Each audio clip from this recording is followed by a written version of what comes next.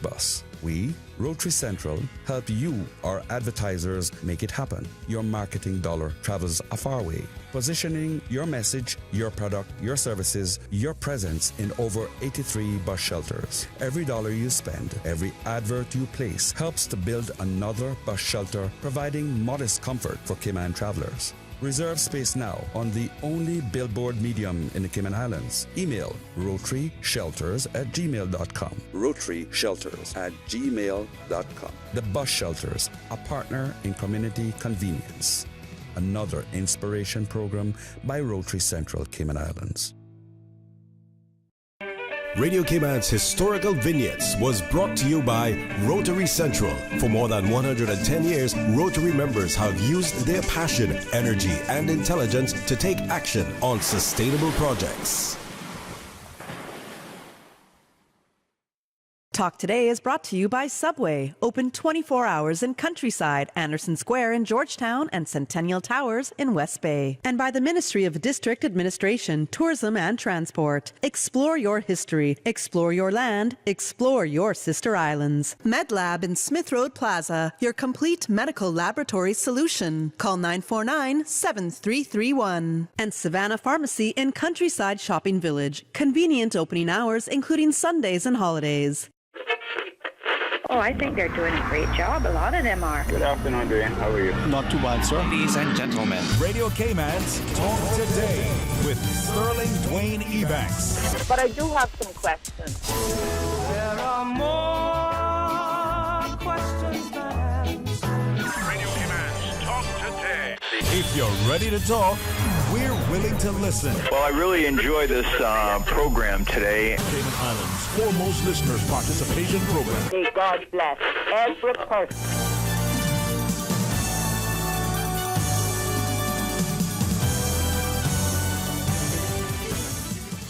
Hey, good afternoon and welcome. Thanks very much for joining us on another magnificent Monday. It is the first Monday of the month, and that means our monthly mental health matters. We're going to be talking about attachment.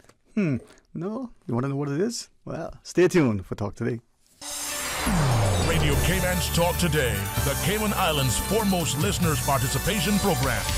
We ask our listeners to avoid statements or comments which are abusive, derogatory, malicious, or defamatory. Do not use any indecent language or make any statement which is false or misleading. Email talktoday@candw.ky or call 1-800-534-8255. Courtesy of Flow, Cayman's #1 network that connects you to your world like never before. Let your voice be heard.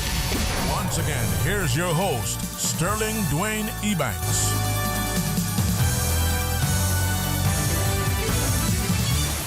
Hey, good afternoon. Welcome back, and thanks for joining us. And thanks for tuning in, and for Dr. Alexandra Borton from One Course Cayman for helping us. Even in absence, as she enjoys life and bringing life to the world with her colleagues, Dr. Lisa Angelova and Dr. Russ Buford from One Course Cayman. Good afternoon. Welcome. Good afternoon. Good afternoon. Hi. Thank you for having us. Thanks for again. having us again. Yeah, thanks again for coming in. I mean, it's one thing to, we can have these shows. It's even more important when they add greater value, and when we think about our relationships and our health, from the physical to the spiritual to the financial to the social and emotional. I think just all encompassing, and sometimes the way we look at our interactions with others, it's probably important that we have an understanding of what's what. So I'd asked for discussion on attachment, and a friend called me and said, do you need some screws to put something back on the shelf? There is this glue that can act as an adhesive. And I said, no, not quite, but in a sense, maybe that's part of it. So I want to learn more about attachment. So thank you, Dr. Angelova. Pleasure. And when you talk about the glue, definitely attachment is the glue. Attachment is the glue that causes the emotional bond, or forms the emotional bond between infant and caregiver, and it happens through a reciprocal process of interaction and positive interaction, and then eventually this bond turns into an engine that subsequently kind of drives the emotional, social, and cognitive development of the child. And yes, it's very important, and I mean, people are making a big deal, and even when you read the research, it's that people are saying, what's the big deal about this? But I mean, the early social experience of the infant stimulates the brain, and neuroscientists even believe that attachment is such a primal need that there are networks of neurons in the brains that are dedicated and set into motion, like oxytocin, that fosters this process of attachment. So it's not just a physical or emotional content that the parent brings to the child. It's actually what neurologically happens with the child that eventually contributes to social, emotional, and cognitive development. If I may just ask, because in sort of looking at today's discussion, we can read a lot of things, and I'd like sometimes to ask people, and from a few friends who are in the medical field to others who dabble here and there, and we keep increasingly seeing that as a child is born, and that's the first few moments they want to bring the child to the mother. Yes. Is that part of why we're doing that physical, but then there is something that transcends that physical connection that makes that bond? I think so, yes. I think that the physical closeness, but also brings the emotional closeness. And research has indicated that actually the baby was a fetus and could feel the mother's heartbeat. And so if the baby is brought out and immediately can feel the mother's heartbeat by lying on her chest, that's more of a familiarity for the baby coming into this world that the baby doesn't know. So that kind of is one of the things, and yes, that emotional closeness as well, feeling wanted, feeling welcomed into the world. And children's brains are developing very quickly, so they learn to associate, which is just building a new neural pathway from safety with heartbeat, with new sights and sounds and smells and touch and language. So they begin to integrate all five senses into that sense of safety, and that begins the basis of an attachment. Yes, absolutely. And then when we look at it, I'm told by a friend who says, I didn't double check myself, but some animals, and one in particular, if it's not touched in the early stages of his life, it'll actually perish. Yes, I'm not sure about the animal. I'm sure it is that way. I mean, if you see, in the wild, I'm from South Africa, so I've often seen, like a little zebra born or a giraffe born or something, and immediately, even the wild animals, they start with interacting with the baby and immediately start suckling, and that's where the bonds already start. And I think as maybe we as adults sometimes, do we take this for granted? Is it something that we think is instinctive? Or when we look at our relationships, either with our co-workers and siblings, even with our parents or with our partners, or even sometimes with our children, we're not quite sure why there is friction or disconnect. And with the greatest respect, we often say, oh, you have daddy issues, you have mommy issues. Without understanding, maybe we're actually saying something that is truly significant without appreciating how significant. I agree with you. You are saying something significant when you're saying that, but I don't think there's a process of awareness of where this is coming from, and now we've got a name, attachment. Okay. So that is what the reflection is on the attachment. Well, if we could then maybe at some point start asking, what are some of these issues, and what are, as you expound more on what is attachment, tell us more about it. But then what can we do about it? How do we become aware that we have an issue? We just don't know what that issue is. Well, to have any kind of awareness, you have to have some kind of education about it. You have to kind of know where it's coming from and what your attachment style is, and if we have to look at where it's coming from, we're going to attachment theory. Dr. Russ, what do you think? Working definition of an attachment is the expectation, so it's a cognitive process, about the availability and responsiveness of the attachment figure. So being attached securely means that your attachment figure is available and they respond to you. 4 different ways that we learn that responsiveness to family and friends is early on. It's mirroring. One of the first ways that babies begin to learn that they have an influence over the world is when they smile and their mom smiles, and then they smile and their mom smiles. So they've begun a conversation. That's key. Idealization. They need to have somebody in their life babies need to have somebody in their life that they idealize, and they're not going to put it into language like that, but they're aware of the process. They also need to feel protected. They need to feel safe. And as kids get a little older, they need to have a best friend. They need to develop twinship. They need to have a relationship with somebody that's outside of them that is similar to them, that validates them. And I think that's the beginning of some of that insight, that we can first see how kids activate their belief and attachment about how they get along with friends. Or it's normal for kids to have a best friend. Yes, definitely. Kids don't. That's one of the things I always ask about when I do evaluations, is to find out what's this child's social life like. Yes. How do they bond with friends? Do they pay attention to other kids? Do they they run and play and have fun? And that's so key to developing attachments later in life, is that twinship in early childhood. Yeah. So that in middle childhood, they move from having one close friend to slowly joining a group of folks. And attachment looks different in middle to late childhood. Yes. And then the groups of boys start going out with groups of girls, and that's a normal way of attachment. It's not with anyone in particular yet, but it's still expanding the range of who you believe is available and responsive. And then in adolescence, oftentimes we begin to experiment with having one relationship. And again, that's an effort to apply that same expectation of the availability and responsiveness of an attachment figure. How do we get along with those, the person that we're choosing to spend more time with? Yes. And then in early adulthood, we all have to make a decision. Would we rather be connected to somebody, or would we rather have our career or a job? That's a reflection of what we believe about the availability and the responsiveness of an attachment figure. So at any one of those points that I mentioned, we can put that within Erikson's framework, like we talked about before, or Piaget's framework. We can look at that in several different ways. But at each point, a child in a safe environment has an opportunity to change that attachment pattern based on what's around them. Yes.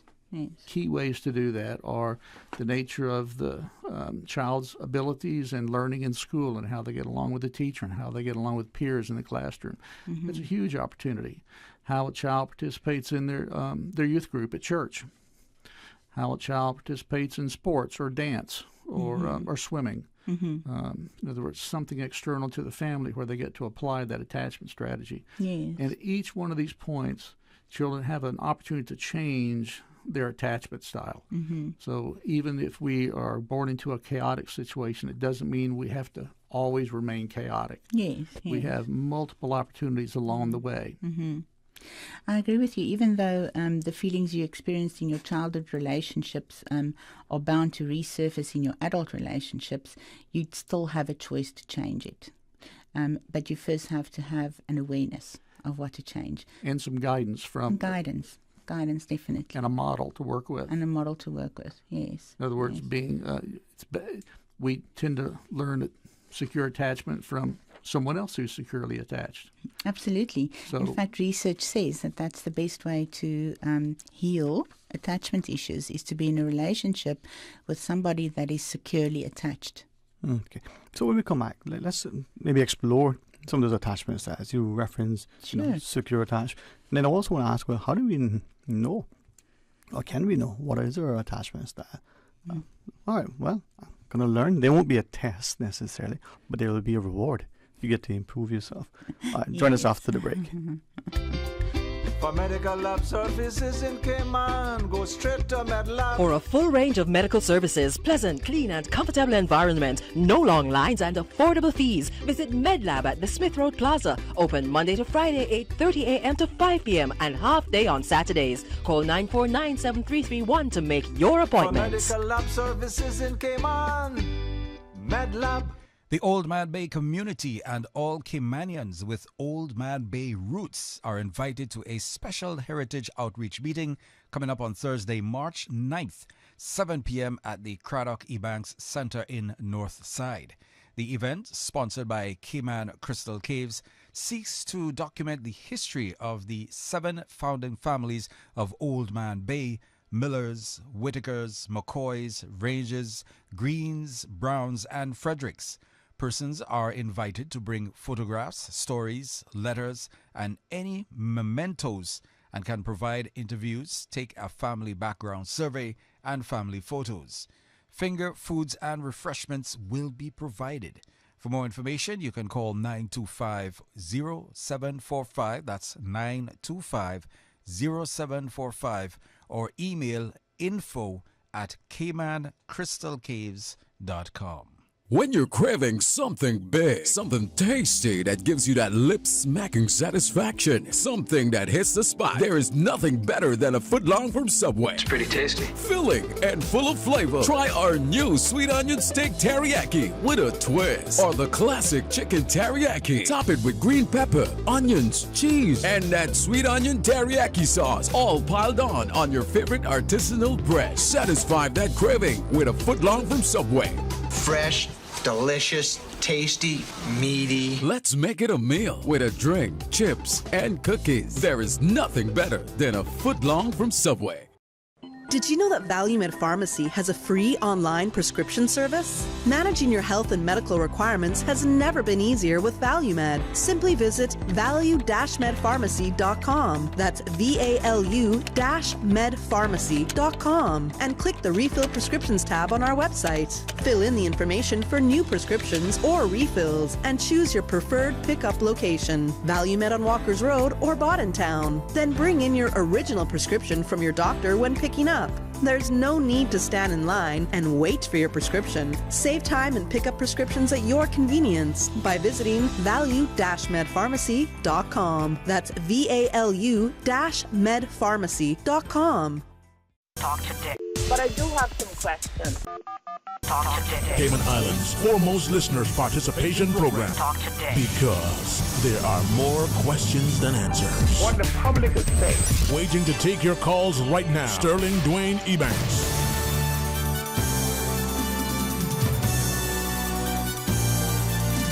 Hey, good afternoon. Welcome back. And thanks for joining us. And thanks, too, for being a part of our monthly Mental Health Matters. Dr. Lisa Langelova and our colleague, Dr. Russ Buford from On Course Cayman are our guests. We're talking about attachment. It's that, right? Attachment. What is attachment? Attachment. Okay, so it's important to learn about attachment styles. But before we go into that, I just really want to reiterate that you might have an aha moment of understanding, but some people also can feel guilty because some people are parenting and they might have guilt. And I really just want to emphasize to not feel guilty. You know, this is not a guilt exercise. This is really an educational exercise.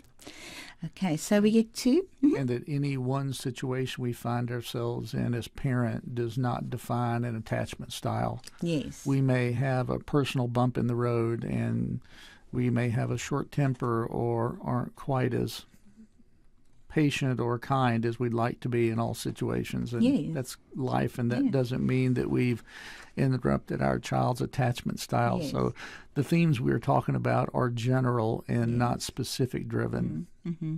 And it has to be consistent and predictable over time. You know, so you can be a consistent, predictable, secure, attached parent and have a bad day. That doesn't mean your child will suddenly then be insecurely attached. So this doesn't mean that you have to be perfect all the time and that you have to be warm and caring all the time. Of course, you are also human, and you're also going to have some times when you can't be so patient and warm. But yes, if you can consistently and predictably over 90% of the time manage, then that's good. So for attachment styles, there are two general styles. You get the secure attachment and you get insecure attachment. So secure attachment is where the caregiver or the parent is consistently warm and responsive. They can regulate their own mood and then assist the child to regulate positive and negative emotions. A secure attachment style forms when caregivers are sensitive and give support to the child, and they give them space to develop their own autonomy. When parents recognize and attend to their children's needs on a consistent basis, the child trusts that they are there for them. So trust is built. So that's very important. And luckily, 60% of people have securely attached styles. And for these people, it's kind of a walk in the park to show emotion, to have affection, to have relationships, while simultaneously maintaining a sense of autonomy and independence, and not letting the relationship become an all-consuming one. They're generally able to work through and move through conflict and problem resolution with quite a lot of ease. For instance, and one of the behaviors that a securely attached adult would do is they wouldn't read their partner's phones and they wouldn't check every text message that's coming in. Because that would be an insecure way of managing it. So security, this is just an example of how you can kind of identify whether you're secure or not. Is if you're checking everything, you're likely not secure. And as a parent, that also includes teaching your child conflict resolution by saying no. Because you can remain securely attached. Mm-hmm. And say no, yes. and it's fine. It doesn't yes. mean that yes. you are allowing your child's mood to dictate family values or economic plans. Mm-hmm. Mm-hmm. So sometimes we see parents then who either we casually observe or it would even be perceived that they want to be the child's friend. They give in to the child. They want to be the child's friend. They figure out who's the adult, who's the parent. Mm-hmm. We just had a conversation before this. I don't know if you want to share, Dr. Russ, about parents that have to fill their own social needs with their own friends and their own family and not rely on their children to do that. Right. There's been a lot of research into that changing of roles, and the term that's been applied to it is called parentification, when our children become the ones that manage our mood. And it's common, say, in families where one of the parents is going through some difficulty, to rely on the child. And that let me just be very clear that this is going to change dramatically based on the child's age. And the child, maybe, skilled at something, a physician, for instance, or otherwise. The child could be an adult. Yeah. What I was referencing was a child in childhood age. Adolescence. Or younger than that. Yes. And the risk is that we rely on our children for our social needs to be met, and that puts way too much pressure on our kids.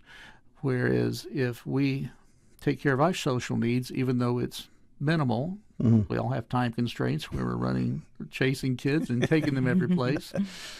When we feed ourselves, we are able to feed our kids better. Yeah. And that relying on our kids places an unintended expectation for them to manage our mood, and that challenges the expectation that we're going to be available and responsive because we're asking them to be available and responsive. So in the sense that sometimes consciously and unconsciously we're living vicariously through our children. And there's a broad range of what is fine and normal and acceptable and is not going to cause a problem. We're referencing simply the aberration or the dramatic departure from that very broad range of what is normal and average. Trying to dress like your child and hang out with the young ones when they're doing their young stuff. There's a wide range of what is helpful and a small range of what is not helpful for attachment. As I was only referencing that very small, narrow band. An example of that could perhaps be like when parents are divorced and the child has to transition from one parent to the next. And say we have a girl child who's very attached to her mother. and doesn't want to transition to dad, not because there's anything wrong with dad, just attached. but because she wants to take care of mom. She's too worried to leave mom alone when she goes to dad. That is not healthy. Yeah. That means the child is taking emotional care of the parent. Yeah.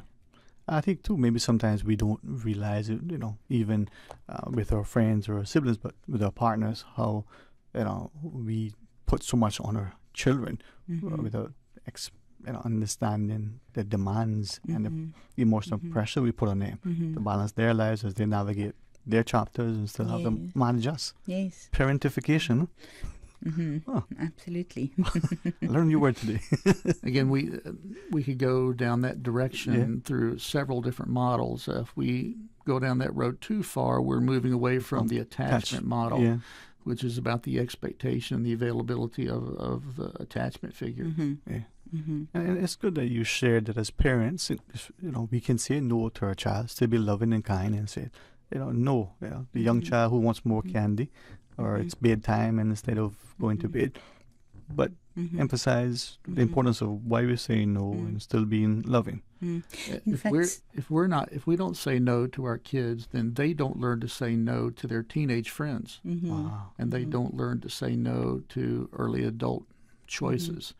So if you think about it, every time you say no, you're also saying yes to something else. So when you're saying no to your child, you're also saying yes to a family value. Something that your family holds as important and you see as important for you and your relationship and your child's development, and that their feelings are way down the list of what's relevant at that point, because you're trying to teach, and you can be securely attached and say no simultaneously. In fact, setting boundaries are extremely important for attachment, because within boundaries, if there are boundaries, the child feels safe and secure.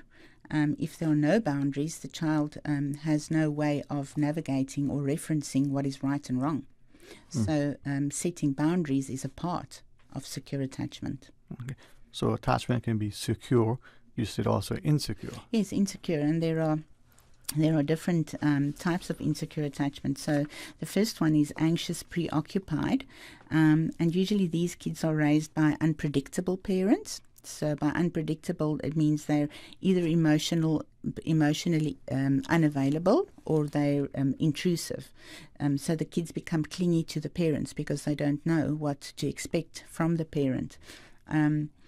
Those with anxious, preoccupied attachment style may have doubts about the relationship strength, so they question that. They could feel unreasonably jealous or harbor constant fears in adults that their partner is going to leave.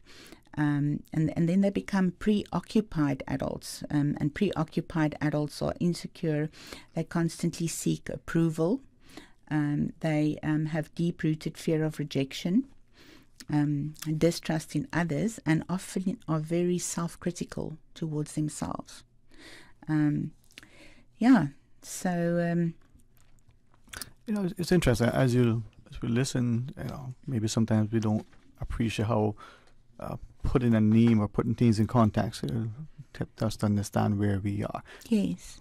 There are tests to find all sorts of things. I mean, if you want to know what blood type you have, you can go to the physician and get a test. You want to know if the roast is ready, you put the thermometer in and you taste it. Are there tests? Are there evaluations, for want of a better? Again, like we spoke previously. What was our previous topic on? Personality. There are lots of these little tests on the internet, and some of them are really nice and give you good results and give good explanations of them. I would be cautious though if you're just taking it like that and say, okay, now I'm anxiously preoccupied and this is me and that's it, So I would be careful of self-diagnosis.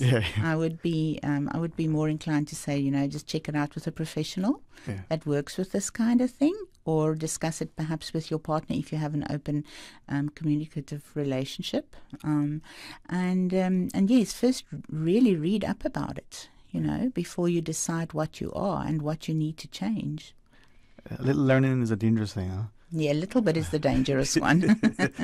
and I'm glad you referenced that. I think many times we want to know and we want to understand, but this is where I think this discussion and having professionals like you available, we can have a consult, understand maybe why we are the way we are in relations, with our colleagues or our siblings or our partners or our children.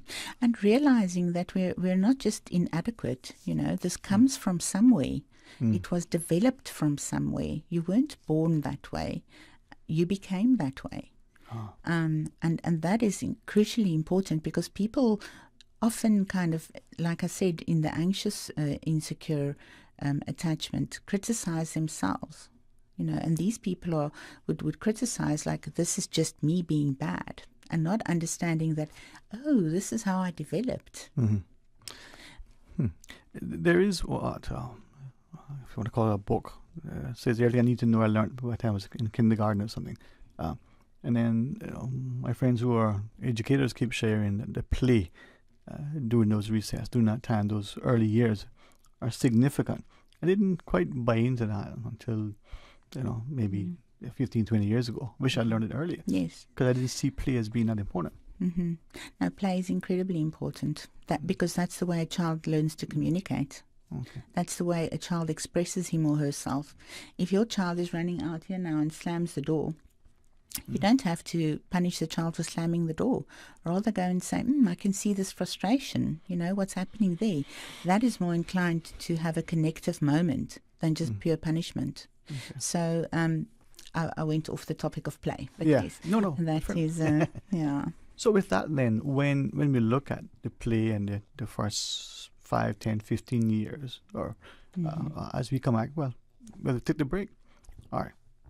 After take a break, I want to ask about, the impact of the early formative years, and then later on, can we relearn, maybe change? All right, we're going to continue our discussion on attachment. Stay tuned. They say variety is the spice of life, and that's why at Subway, we are introducing the new Boneless Hot Sub. Say what? The premium sub brings new ingredients like spicy breaded boneless chicken, French's crispy fried onions, and buffalo wing sauce, bringing a zesty and flavorful experience with every bite. Add some of your favorite veggies, cheese, and ranch sauce of your choice of freshly baked bread for the ultimate boneless hot sub. For a little spice in your life, try the new boneless hot sub from Subway. So good and tasty. And make it a meal with a drink and chips or cookies. Subway. Eat fresh. Busy, busy, busy. Feel like there's not just enough hours in the day. Savannah Pharmacy, service to make your life easier. Now you can WhatsApp your prescription order to 929-5045. And pickup is just around the corner with everything your family needs and convenient opening hours including Sundays and holidays. WhatsApp your prescription order to 929-5045. Savannah Pharmacy, wholesome values with modern conveniences. For medical lab services in Cayman, go straight to MedLab. For a full range of medical services, pleasant, clean and comfortable environment, no long lines and affordable fees, visit MedLab at the Smith Road Plaza. Open Monday to Friday, 8:30 a.m. to 5 p.m. and half day on Saturdays. Call 949-7331 to make your appointment. For medical lab services in Cayman, MedLab.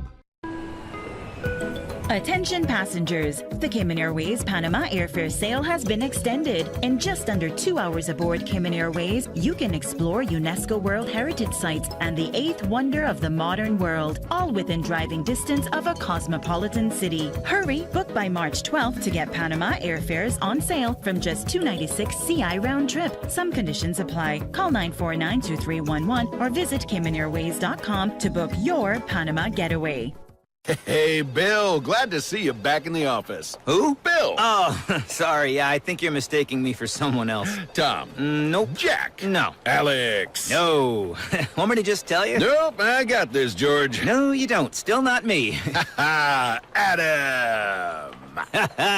Not even close, man. We're like a coworker that didn't forget your name. CG Britke. Good like that.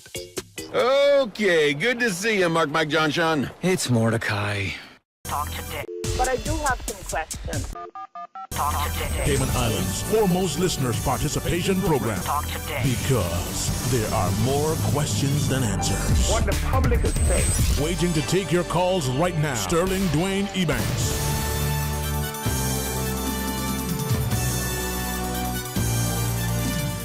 Hey, good afternoon. Welcome back, and thanks for joining us. And if you have a question, you just want to weigh in the conversation, of course, the phone lines are available. I think it's a toll-free call, free compliments with, flow provided for us. 1-800-534-8255 or 949-6990 or 949-8037. So Dr. Lisa Angelova and Dr. Russ Buford from Clifford, on course came on attachment. I've been looking at some of my notes, thinking of this, and I realized, the more we know, the more we realize we don't know. Yes, that's true. So you were telling us about some of the attachment, the secure and then the insecure, and we were going through some of them. Yes, so the insecure one, we just spoke about the anxiously insecure. Now we're speaking about the dismissive avoidant. So children who develop dismissive avoidant attachment styles, they usually display distress, and this distress does not lead to safety. With other words, they learn not to cry, because when they cry, the parent will leave them. So when they don't cry, the parent will stay with them. So expressing distress would lead to punishment and rejection instead of comfort and security. So they learn not to express their needs. So they don't present any outward desire for closeness, affection, or warmth in adulthood. And often you hear them say, I don't need anybody. Those are the kind of slogans. I don't get involved because I'll just be disappointed. These are the women that say men won't commit in relationships. The men will say women will just try to trap you. Those are the general kind of slogans that you would find in somebody that has a dismissive avoidance style. Now, there are those who say, if you want it done right, do it yourself. Would that apply to them? Or just different? They call them engineers. Well, yes. We must also remember we have personality styles. Yeah. So it's not everything comes down to attachment. Right. But you do develop your cognitive ability and your social ability on attachment styles. Okay. Okay, so this type also have a seemingly endlessly string of serious partners, but refuse to commit. So, yes, or maybe it's somebody that doesn't want to express their vulnerability. Okay, so these are the people that are just really kind of hidden in themselves. And when they do, they're fearful that they'll be looked at as weak or maybe taken advantage of, so they put a wall to close off.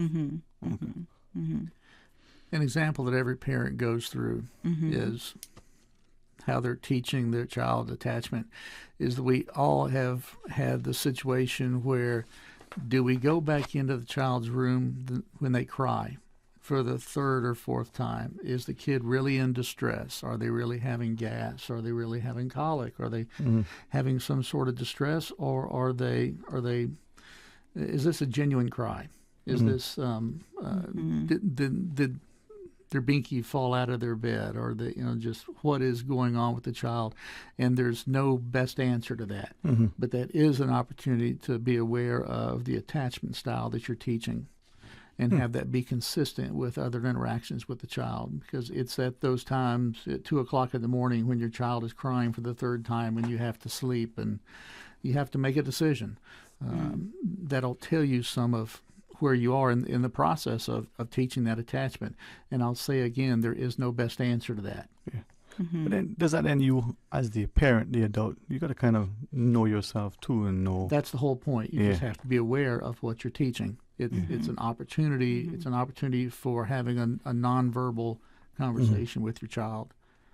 I've never met a parent that didn't come up on that choice at some point, just because it's such a tough decision. Yes, there's some schools of thought that say you should just leave the child to cry themselves out, and so before I had children, I was thinking, these children should be sleeping in their own room. I had twins. So, sleeping in their own room, if they cry, as long as their nappies are dry, they've been, bottle fed and everything is okay, then I'm not attending.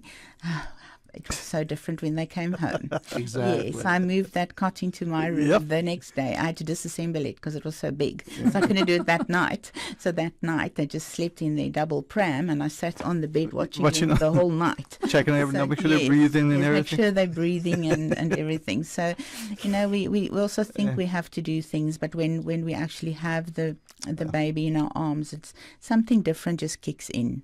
Yeah. With that, I mean, we do that, and I hope as parents we've all done that. Just go in and check, make sure the blanket isn't too tight, isn't over the face, check that they're breathing. Exactly. Maybe we just, for those who pray, put their hands on them and pray for them with them. We do things to help to ensure that they're safe and maybe give ourselves a bit of, sense of comfort as well. Yes. But what if the child is older, 15, less 30? Yeah, that's just, and we as parents are still doing a lot of that stuff, or not allowing the child to do something. So that young adolescent who wants to express themselves in the kitchen or go into the garage and figure things out. Some of us as parents, oh no, you'll burn yourself. Oh no, you'll mash your fingers with a hammer. We won't allow them. Others will. Well, I think you have to look at your own attachment style then, because isn't perhaps your own insecurity and your own anxiety that's stopping you from allowing your child to be independent. Okay.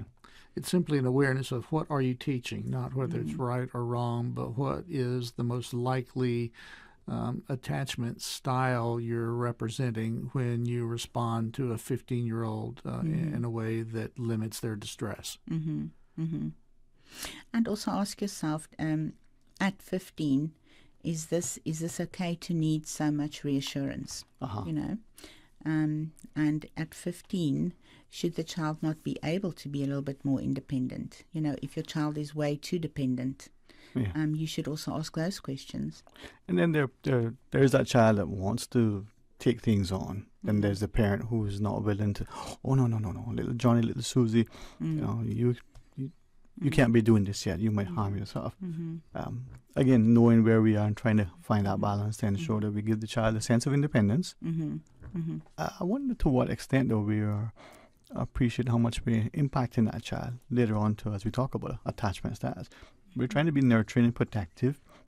Prepare your breakfast. We'll pack your lunch to school. But not realizing that we may be creating that dependence, that lack of self-esteem, potentially. Yes, I agree.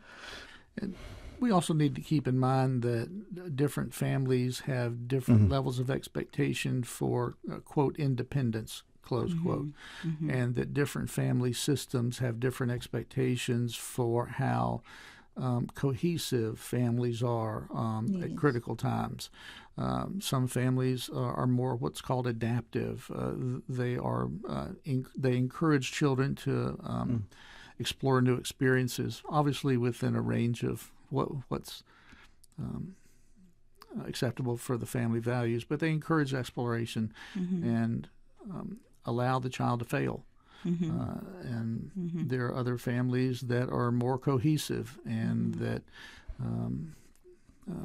don't want anything talked about outside the family.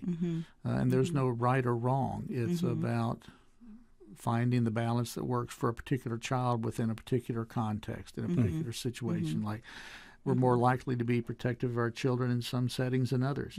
So it's not about right or wrong, but it is an awareness of, am I helping this child live according to his values when he leaves home? Am I preparing this child to maintain a job, get along with coworkers, save money, pay bills, take care of himself or herself? It's about, I agree. What are we teaching for down the road? So this attachment conversation can be very informative if we're cognizant of the message we're transmitting. It's not about whether it's right or wrong, but what are we teaching? And is this really what we're looking for, or is it maybe more pragmatic? All right. Well, when we come back from the news break, let's continue. Dr. Liesl, Dr. Russ are our guests. Please stay tuned. Radio Cayman, the voice, the heart, the soul of the Cayman Islands. Today's biggest news. Radio Cayman. Your voice, your choice. Local, regional, international. This is Headlines from Radio Cayman's newsroom. Today's biggest news. The headline news is brought to you by Health Services Authority. With your latest headlines, I'm Felicia Rankin-Solins. The National Children's Festival of the Arts final concert for the Sister Islands will be at the Aston Ruddy Centre on Saturday, March 11th, starting at 7 p.m. Admission is $5 for adults and $2 for children. In international news, Bangladesh authorities are investigating the cause of a massive fire in a refugee camp, which has left 12,000 people without shelter. No casualties have been reported, but the fire on Sunday razed 2,000 shelters after spreading quickly through gas cylinders and kitchens, officials said. Police are investigating if the fire was an act of sabotage. One man has been detained, local media reported. The camp in the southeast is believed to be the world's largest refugee camp. Guitarist Gary Rossington, the last remaining original member of U.S. rock band Lynyrd Skynyrd, has died at the age of 71. One of the band's founding members, he appeared on all of their albums and co-wrote the 1974 hit Sweet Home Alabama. He was also one of the survivors of a 1977 plane crash that killed several of his bandmates. Although he had suffered heart problems in recent years, Rossington had been playing shows as recently as February. These are your headlines. I'm Felicia Rankin-Solins. For the latest in news and information, Follow Radio Cayman on social media, Facebook, Instagram, Twitter. Download the Radio Cayman app or log on to our website, radiocayman.gov.ky. The headline news are brought to you by Health Services Authority. HSA's cardiology clinic is now located at Smith Road Medical Center. Our cardiology team provides expert care and treatment for heart conditions such as coronary artery disease, heart failure, arrhythmias, hypertension, congenital heart diseases, among others. The new location offers state-of-the-art cardiac diagnostic testing, including echocardiograms, ECGs, and stress tests. To contact, call 949-8600. At HSA, your heart matters to us.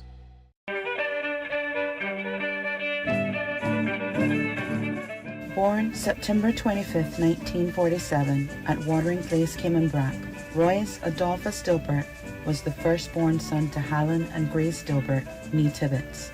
As a young boy, he attended Weston Primary School, then later Gainstead High School in Jamaica, when the family moved there to be closer to his dad, who was chief engineer on Cockernel ships. During school breaks, he would work at Hannah's haberdashery store as a wrapper. Wanting to be a seaman and engineer like his dad, shortly after his 16th birthday, Royce would join his dad on the Cockernel ship, the Kirk Pride, as a messmate, later working on other Cockernel ships, for Bawden Shipping on the Merkel, National Bulk Carriers, West Indian Towing Company, and West Indian Lines. Mr. Dilbert would enroll at National Technical School, and at age 25, he achieved his chief engineer license. By this time, Royce had worked his way up the ranks from BR messman to wiper oiler, fireman, second and first engineer to chief engineer. You're listening to Radio Cayman and also catching our live YouTube stream on our Radio Cayman channel.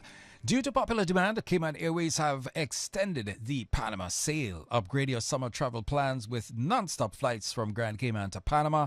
Panama airfares are now on sale from just 296 CI round trip, and in less than 2 hours aboard Cayman Airways, you can be in a land where the Caribbean meets the Pacific, where you'll find modern cities, rainforests, and so much more.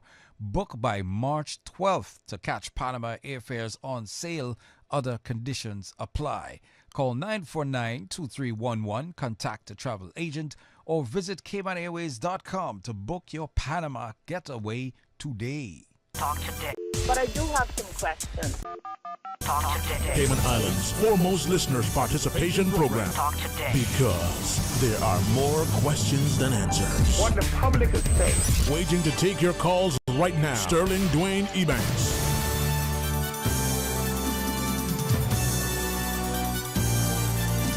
Hey, good afternoon, welcome back, and thanks very much. And I'm trusting that hopefully others are learning as much as I have. Dr. Liesel and Dr. Ross, thank you both for coming on. I don't know that as adults, and maybe in particular as parents, but managers, those for whom there's a responsibility for others, how we appreciate, we're the sum of our experiences, and maybe what we've experienced early childhood, in adolescence, how it may affect us in managing, coaching, parenting. Espousing a word?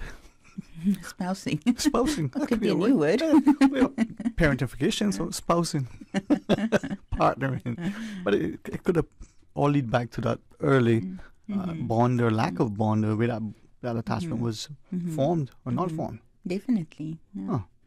Because you do bring your attachment style to work as well. Uh-huh. You know, attachment style is part of who you are.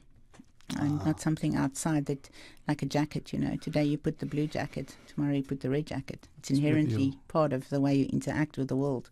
So then would it be important then to maybe speak to professionals like yourself to understand, Yes. you know, not just your personality type, whether you have, you know, proper boundaries, but your attachment. How do you relate to others? How do things impact you? I think it's important, specifically if you're having a lot of conflict, a lot of unresolved problems. If you're getting a lot of criticism from the outside, and you can kind of see a theme there. You know, everybody's giving you the same kind of feedback, and it's not making you feel good, or it's not good for your functioning. It's not good for development in terms of work-wise. It's not good for the people around you. You know, then you should definitely have it looked at, I think. Okay. So we talked about attachment being secure and insecure. You're referencing the insecure. Could we continue, maybe? Yes. So the next one is fearful avoidant attachment. And people with fearful avoidance styles often crave close relationships, but they feel unworthy of love and afraid of losing the intimacy once they have it. And because of these insecurities around love, they tend to avoid intimacy and to suppress feelings that do arise. So if you're avoiding this, you're also avoiding relationships.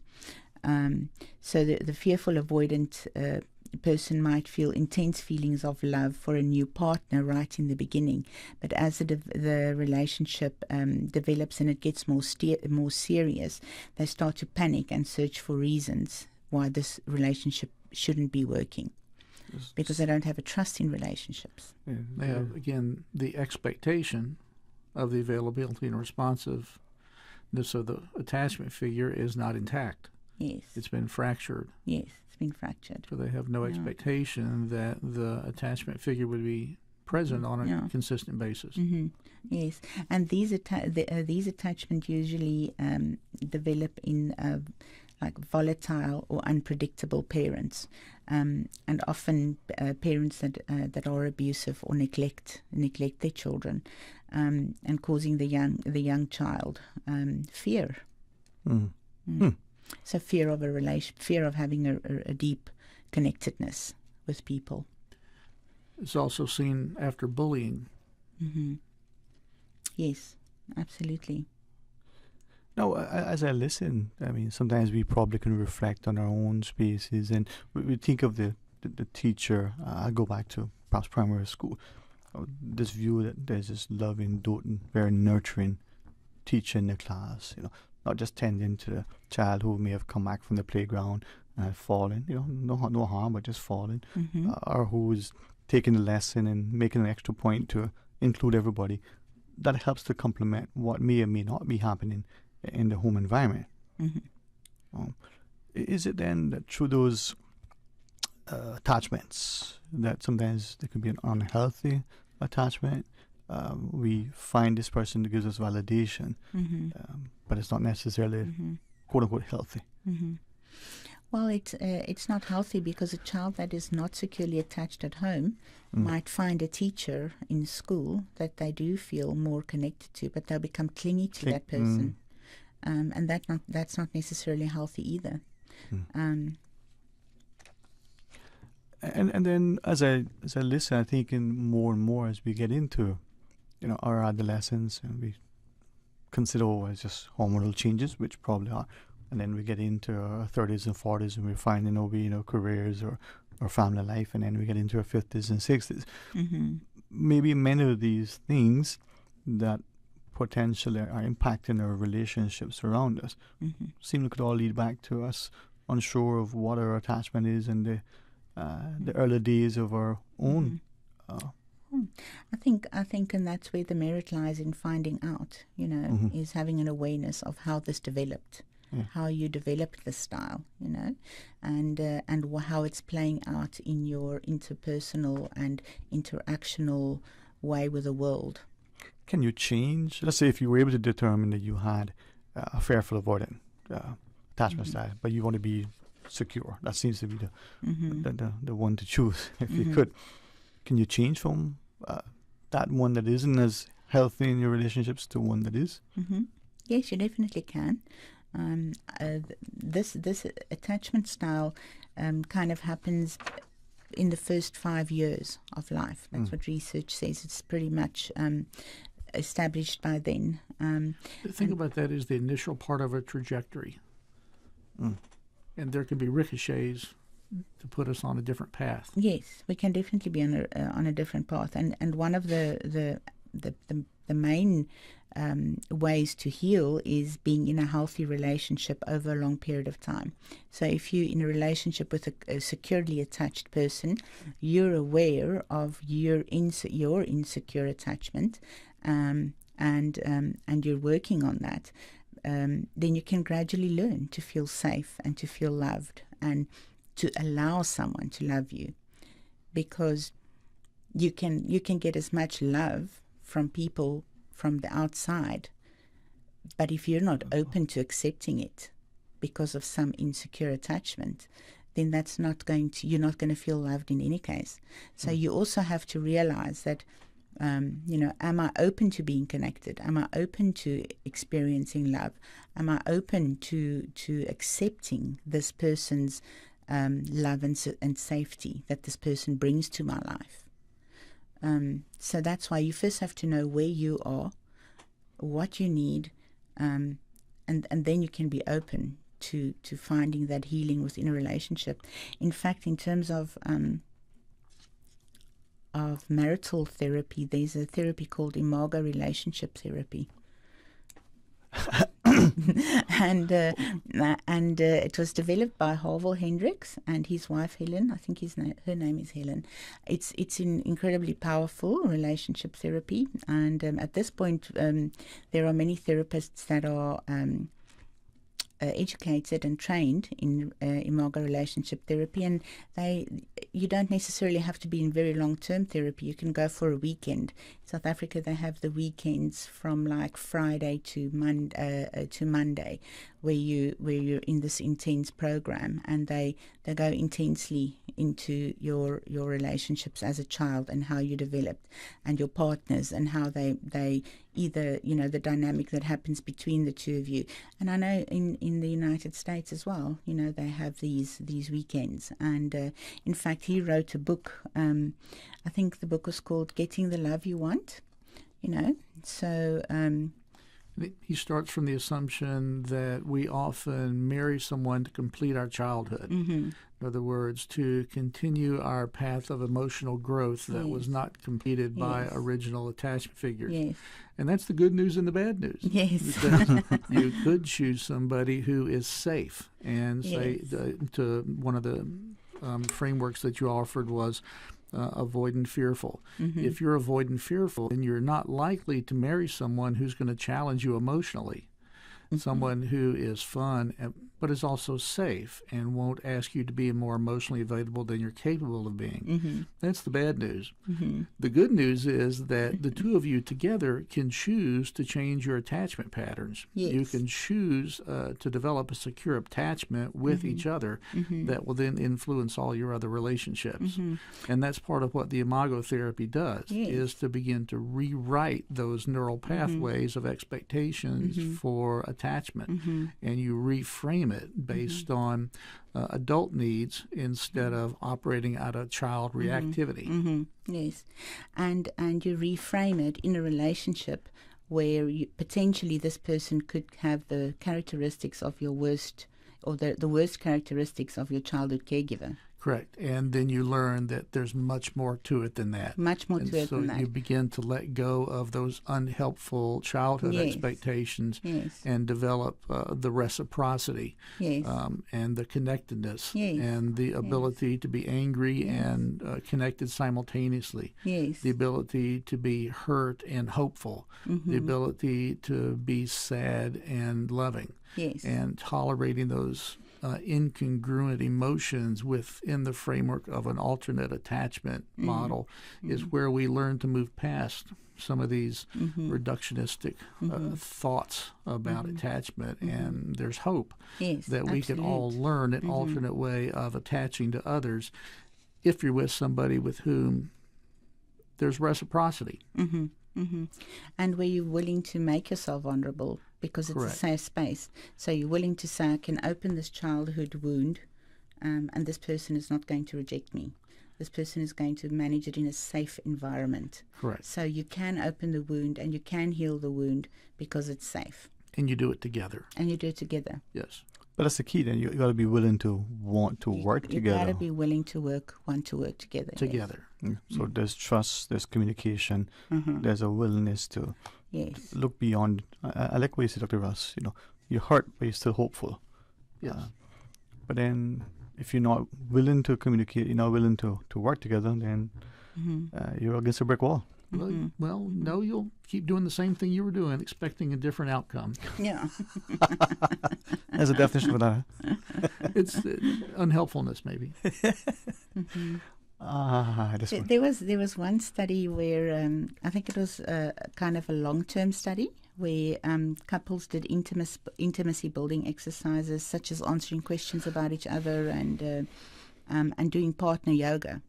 And researchers found that these exercises help the avoidant partners to be closer to the secure attachment style, because they first allow themselves to be physically close, and then you can open for your vulnerability in that space, and then that's very good for healing. Again, the definition of attachment, the availability and responsiveness of the attachment figure can change over time. With learning and commitment. So many of us are emotionally unavailable. Or many of us are emotionally unavailable. Yes, and then we have to question our attachment styles. Why do we want to be unavailable? Are we too afraid to face our emotions? Are our emotions too strong for us to manage? Were we taught that we were not allowed to have emotion? What happened when you were a little child and you started crying? Did your mommy or your daddy hold you, or did they tell you to get a tissue and wipe your tears and carry on with life? Suck it up, buttercup. Yes, suck it up, buttercup. Pretty much all of us here are in the same age group, so I think we were in the suck it up, buttercup kind of era. Here's $10. Hope you find your way home. Yes. Or worse yet, Ukraine. I used to cry about Ukraine. But then I guess when we get older, then we self-sabotage sometimes in our relationships. The more you know, the more you realize what you don't know. Right. So if we're looking at things, I think companies will benchmark against other companies. They're great in customer service. They engineer this product quite well. They do this thing. First, we need to assess who we are, what our attachment is, what's impacting and driving that dynamic in our relationship, whether with our partners or siblings even, or our children. Yeah, I think you're right. I think you have to first pinpoint your attachment style. If you have an insecure attachment style, you've got to know where it stems from. Because if you don't know where it comes from, you're not going to know where to start the healing process. Yes, and it can be then very difficult to work from a space if you don't know. If you don't know where it's from, what space are you going to start to work from? So I think it's important to just understand your attachment style and how it developed without, starting to put blame on your parents or blame on yourself. Nobody needs to feel guilt in this situation. This is a situation of healing. You can't go back and change it. But you can take it from now and do it differently. I think this is why many of us appreciate that as we get I would say, more experienced in life. I won't say older nor mature. We start to appreciate, that there's a lot. What does that they say? I wish I, knew then, knew now what I know then, or how that goes. So if you know it now, you can apply it now. Absolutely. Communication. Yeah. All right. Well, as we look at that, and there are many who are listening, probably as parents as well, that young parent, thinking, well, I'm going to negatively impact my child in a way if I don't understand this. As you shared, this isn't about, blaming or making them fearful, but perhaps making them appreciative that they're not alone. They can change that negative outcome that may have impacted them so that their child. But by the same token, it's okay to say no to the child, but it's important to sit with your partner, even your siblings, even your good friend. What connects you, and what makes that disconnect? Definitely. I mean, when a secure person consistently shows up, somebody's consistently showing up for you, somebody's consistently, in an honest and straightforward way, helping you to realize what is happening. The insecure partner's brain has the opportunity to rewire. So you can learn to have a different style. So when you rewire, you can rewire with new thoughts and patterns that say, I am safe, I am loved, I am secure, I can trust. So those would be the new, or hopefully new, thoughts that you would start having and incorporating in your behavior. So you would also start reacting in a more secure way. If I dare me ask, and let me know if it applies to two friends or whether it's partners. One shows up, is consistent, does all this stuff. No matter what it is, that person is there for the next. But the other, is there a risk then, that not just dependency, but the other may take it for granted, may not only the lack of reciprocity, but may not even appreciate what is happening. In that instance, then, what transpires? Yes, I think that happens every day. It happens daily that people feel that they are taken for granted, that they are, doing all the work in the relationship or in the friendship, and that there's no reciprocity from the other person, and I would encourage that person to go and pinpoint their own attachment style. Maybe they have anxious attachment and they're too clingy. Or is it the other person that's not giving enough? Okay. So you first have to understand what you're doing or not doing before you can understand whether it's your issue or the other person's issue. What if I phrase it then the other way then? In that, one wants to be, I'm thinking of some good friends, one call the other and doesn't matter, they've got each other's back. Trip to the airport, whether to pick up or drop off, hey, what happened? Let's sit and have a coffee. Whether they're spouses. But if one is there, always there, can the other one not just necessarily take it for granted, but not appreciate, recognize that thing? What they say, you don't miss the rain until there's a drought. They don't see what's transpiring. It's always there. And it's not just more than dependence and reciprocity. Is there something at play that could be a negative outcome? Even though you're there, you're supportive, you're nurturing, you're helpful, you're the chauffeur, you're the confidant, you're... So you see, are you asking one person's doing everything and the other person's not? For the most part. Or is there constantly, or is there when needed? But is there, other than dependency or lack of reciprocity, or I'm wondering if that in itself, showing up, being there, being consciously available, being emotionally available, being physically available, if that in itself could create some issues in the dynamic for that friendship, for that relationship. Certainly. You feel taken advantage of. Some people enjoy being helpful. Some people have a car and time. It might not be pathological. Yeah. It could be that one member of the dyad enjoys doing activities, and maybe the person that's being helped provides that person with a belonging or social contact or social network. So they get validation from that, perhaps. Yeah, unless it hurts, it's probably okay. Yeah. In other words, Yes, unless it hurts. yeah. Because if it's hurting you that somebody's not reciprocating or validating, then you have to look at your style. Correct. Am I not anxiously attached?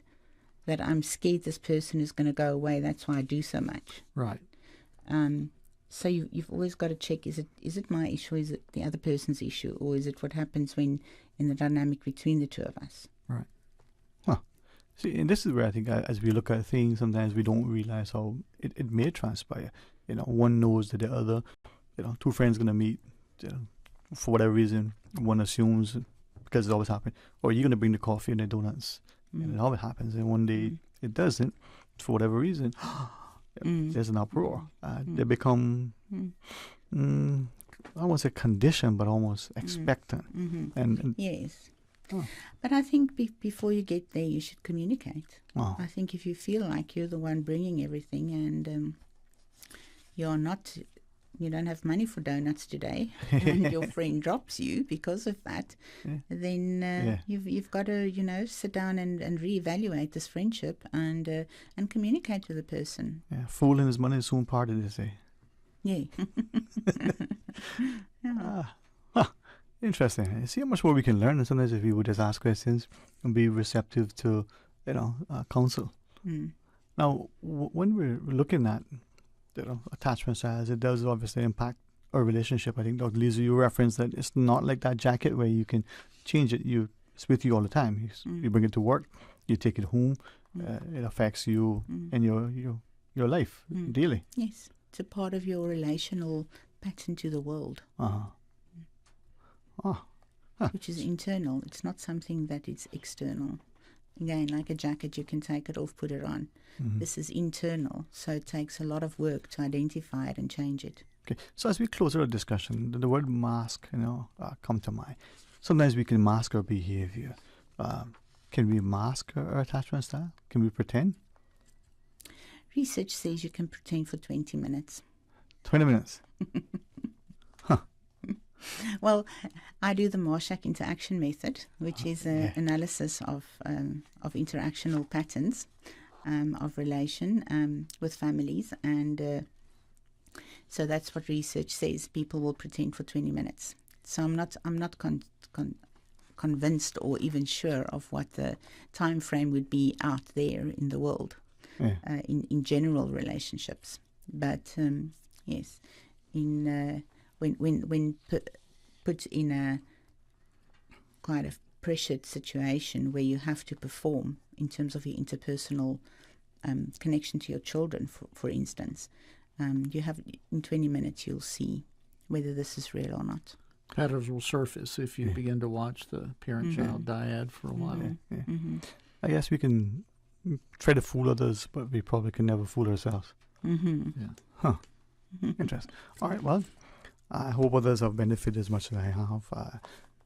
Dr. Russ, with you first. Closing thoughts, in particular about attachment, but just life in general. And then Dr. Lizo. In general, there's no best way to do it. It really comes down to if someone you love is hurting, can you look in the mirror and smile? So you check yourself first. How am I contributing to my loved one's distress? How am I strengthening someone I love? Can I look in the mirror and smile and know I did my best? You can fool everyone but yourself. Yeah, that is true. Kind of moral compass, eh? Yeah. But when that person's hurting and you're hurting, what does that say? Then you go to them. Yeah. Dr. Lisa. Well, I want to say that we can't change how we were raised, and it's tough to explore our attachment styles. Sometimes there are very hurtful memories to unpack when doing it, but I think an awareness of our attachment styles goes a long way to make us more self-aware and to help us in our growth, development, healing, to be the best you can be. Thank you both, and I'm trusting as we listen, maybe there'll be those who will visit the discussion. We're on YouTube later, so they can replay it. they'll reach out and appreciate, that life still offers hope in the midst of all the hurt. Mm-hmm. All right. When we come back, we want to share something else with you. Got a special guest who's going to join us, a different topic, speaks to our maritime heritage. Stay tuned for Talk Today. A caring and community spirit, cherished family and cultural values. These are some of the things that still embodies the Caymanian way of life in the Eastern Districts today. Savannah Pharmacy, your neighborhood pharmacy, located in Countryside Shopping Village, is delighted to offer products and services of real value. Whether it's catering to your family's medical needs or carrying apparel, gifts, and beauty products, Savannah Pharmacy provides you with more than just prescriptions. Remember, they're always just around the corner with everything your family needs and convenient opening hours, including Sundays and holidays. Savannah Pharmacy. For more information, call 946-3336. For medical lab services in Cayman, go straight to MedLab. Blood test, x-ray, and mammogram, all of that is MedLab. Affordable fees and friendly service, a full professional team. MedLab is always comfortable, MedLab is always clean. For medical lab services in Cayman, MedLab. From boat days to beach gatherings, leave the catering to Subway. Choose from small and large sandwich platters, double meat wrap platters, and top it off with optional cookie platters for dessert. Or ask about our Subway box to go with the option of 6-inch or foot-long sandwich, 1 cookie, and 1 bag of chips. For all occasions and celebrations, let Subway focus on the food so you can focus on the fun. Visit subway.ky for catering options. Subway. Eat fresh.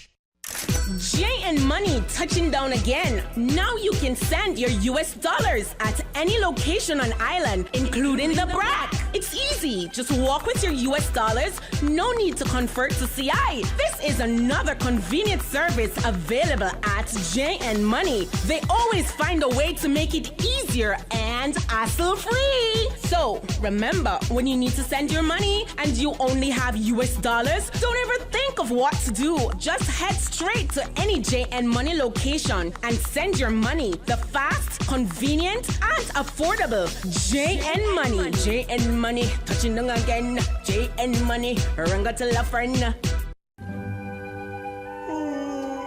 Ouch! It's hard to expect a good day after a bad night's sleep. Take advantage of Brandsour's Home Gallery's Sleep Sale. Save up to 40% plus free delivery on Tempur-Pedic and Silly mattresses. Insomnia is bad for your health, so start sleeping better with the Brandsour's Home Gallery 40% off Sleep Sale. Hurry! Sale ends Saturday, March 11th. Dorsey Drive, Industrial Park. Call 949-5211. Talk today. But I do have some questions. Talk today. Cayman Islands' foremost listeners participation program. Talk today. Because there are more questions than answers. What the public is saying. Waiting to take your calls right now. Sterling Dwayne Ebanks.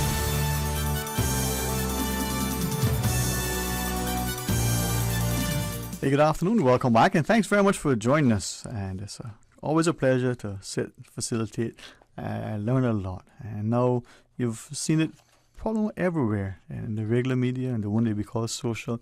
You've heard about it. Well, in the studio, we get a chance to talk about it. And I remember when I first sort of had a chance to glimpse the article. But before I do, as I asked you initially, quick intro of yourself. What are we talking about and why? But good afternoon. Good afternoon, Sterling. Listen, thank you for giving me your valuable time on Radio Cayman. And hello to all your listeners out there in Cayman Islands and elsewhere. My name is Paul Deegan. Basically, I've been a resident in Cayman for almost 30 years. Massive history and culture buff, originally from Ireland. My hometown is a shipping port in Ireland. It's where the JFK's family all came from. I've learned to sail. I sailed old square rig boats, old schooners, everything. Yeah. Basically, you name it, we've done it. And I work in the water sports industry. I have a few different businesses, but this is not about my water sports. This is about preserving a little bit of history and culture and heritage of the Cayman Islands. Why, how did this sort of land in your lap? I knew you were going to ask me that one. thank you, COVID. I have mentioned previously in water sports, so all the tourism industry went through a major 2-year lockdown, and it affected the water sports industry more than any other industry. So a lot of us reinvented ourselves, did other things, other jobs to pay the bills, because as everybody knows, in COVID your bills don't stop, but our income stopped.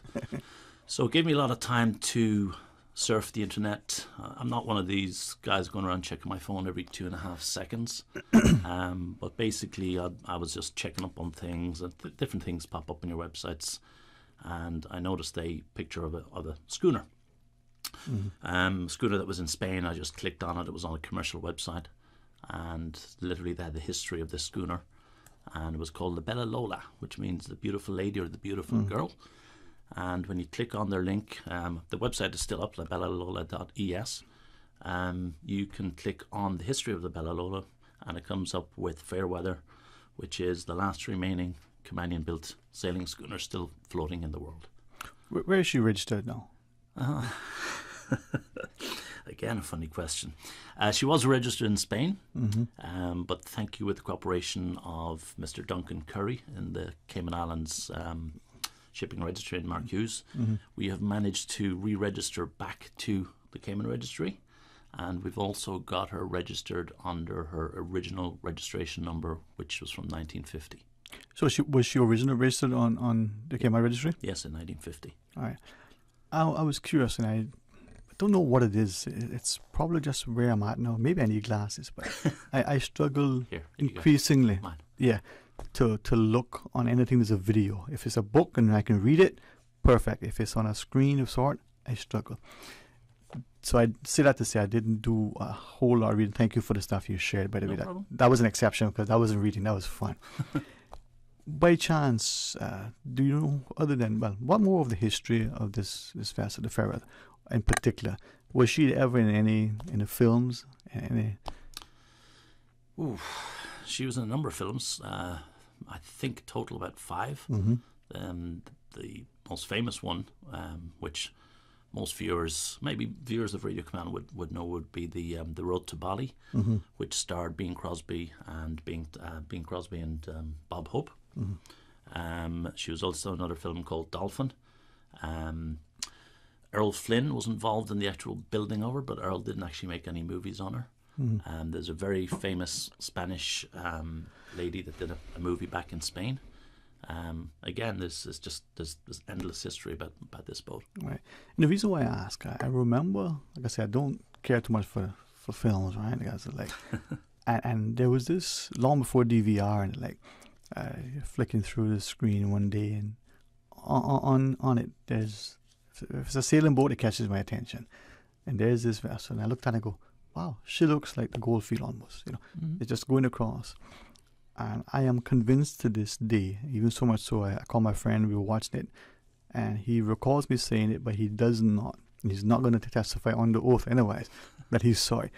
But I'm convinced that as the flicking across the screen, the vessel is going, and on the aft, it has Georgetown CI on it. What the name was, and I keep wondering, was it this vessel? And I'm pretty sure this would have been a film probably from the 60s. There was, what you could be referring to was a video that was made in the late 50s, early 60s by the new owners of Fairweather, which was an American family, Suddy and Bill Adams from California, Sausalito, California. And they actually purchased Fairweather from Sir Anthony Jenkinson, who was one of the original owners and one of the original founders of the company, Cayman Boats Limited, from the BRAC, that actually built the boat. But being that she was registered in Cayman, she would have the Georgetown or the Bluff registration on her stern. Yeah, and it was. I mean, this was a movie playing on the screen, and we're just flicking channels, right? And as it comes across, I thought, but you couldn't rewind it back then. Yeah, most movies that stage they would have blanked out the name. But that was the interesting part. Yeah. So I have to do a little bit of digging and find out for you. To see which movie we're talking about. That was one of the things that we're either going to ask you on air or off. It's because sometimes in movies they tend to be very careful how they do that stuff. but this was just my recollection. The way the video was presented, it was an old film, not the new stuff, and it's just sailing in open water. And I think you're going to have to show me the video because I'm lost for words. Yeah, no, I am as well. I couldn't even tell you what channel it was on, how many years ago it was. I had it here, so it wasn't yesterday. But that was a vivid recollection. And because I am not drawn too much to the TV, the reason why I'm saying that is that I wonder to what extent there's more of a history out there that's been captured inadvertently, and recognizing that true film, they do a good job mostly to aid out certain things. But in this instance, as I'm sitting here with you, that recollection is as vivid. It says Georgetown. It looked almost as if the two words were one, comma CI. That was what it was, right? There's the stern so evident. Well, it's actually great that you mentioned that. It's just in hindsight and recollection. After I discovered Fairweather on the Spanish website, I actually went to the National Archives. This is February of last year, and basically asked if there was any information on Fairweather. And with the help of Miss Tricia Bodden in there, who was great at the National Archives. Thank you, Tricia, if you're listening. Oh, she's amazing. The team over there, fantastic. Fantastic. And I've actually just in contact with them again last week, trying to dig up some more video footage of any Caymanian schooners. And hopefully this week I'll find the time to be able to go in there and go through their archives when they give me, when I can find some time myself. But the funny thing was, with the information that I got from the archives, it basically put me on a track with Sir Anthony Jenkinson, who I believe is a very prominent businessman here and in Jamaica, and we'll probably get into him in a little bit more detail. But I literally picked up the telephone directory here in Cayman and started dialing Jenkinson's, the first one, trying to see if there was any relation, not holding out much hope. And there wasn't that many. There was only probably about 10, but by number 3, some guy goes, "No, I'm not related to him, but I can put you in contact with his son." So I was like, "Oh, okay, I'm going to get a UK or a US number." But he says, "No, he lives in South Sound." And this is John Jenkinson. So I literally picked up the phone, and beautiful lady Louise, his wife, answered. And of course she's a bit dubious. You've got an Irishman kind of saying, "Hey, are you anything to John?" And she's like, "Who's calling me?" And I'd explained what I was doing, and she was very delighted. And she said, I said, "Well, I'm in Prospect, so I can be there in 20 minutes. So literally by the time I got there, 25 minutes, John and Louise had gone to their own archives. They've got the office, which is the shed out the back with all the documentation from their father, and basically had dug up all the relevant pictures and photographs and stuff. And I had a great conversation with them that first morning that really got me going, got me interested. And they said, "Well, you're not the first one. There was other people that have inquired." So there was another group of enthusiasts from Cayman. And literally that's how I addressed my opening email to the owners in Spain, very, very into history and stuff like that. And John and Louise were able to say that there was another group here pre-COVID that were interested in bringing the Fairweather back. But because of some health reasons with some of the members and COVID, that all got pushed to the side, and I was like a breath of fresh air that was coming into it. And I'm a little bit younger, not that much, but a little bit. So basically we've been able to kind of carry on their ideas and stuff like that, even though we're two separate entities, but we're still all to do with preserving the history and the culture of Cayman Islands. And as we all know too well, especially your listeners, there's very little of it left. It's all getting paved over, knocked down, built, or disappearing. And Paul, that's what I appreciate you taking the chance to share, because I think oftentimes, just as it would almost be comical if it wasn't so serious. A friend sent a picture, it must be a meme, I guess that's what they call it, two young people exploring, historical artifacts, ancient ruins, and they stand in front of a telephone booth. Right. And we've seen how quickly things are changing before us here in Cayman. We need to embrace initiatives like this. It's not without a lot of cost, not just financial but time. So you're looking at, for the listeners who may not know, bringing back what is a schooner built here. So there's no gray areas. The company that built Fairweather was a company called Cayman Boats Limited, and it was registered in the BRAC in 1947. And as some of the older listeners will know, in 1947 there was a company that came to Cayman, National Bulk Carriers, and they effectively offered so much salary to all the young men to come work at sea, way more money that they were getting here for building boats. And even though it was great for Cayman, there was going to be more money coming back home.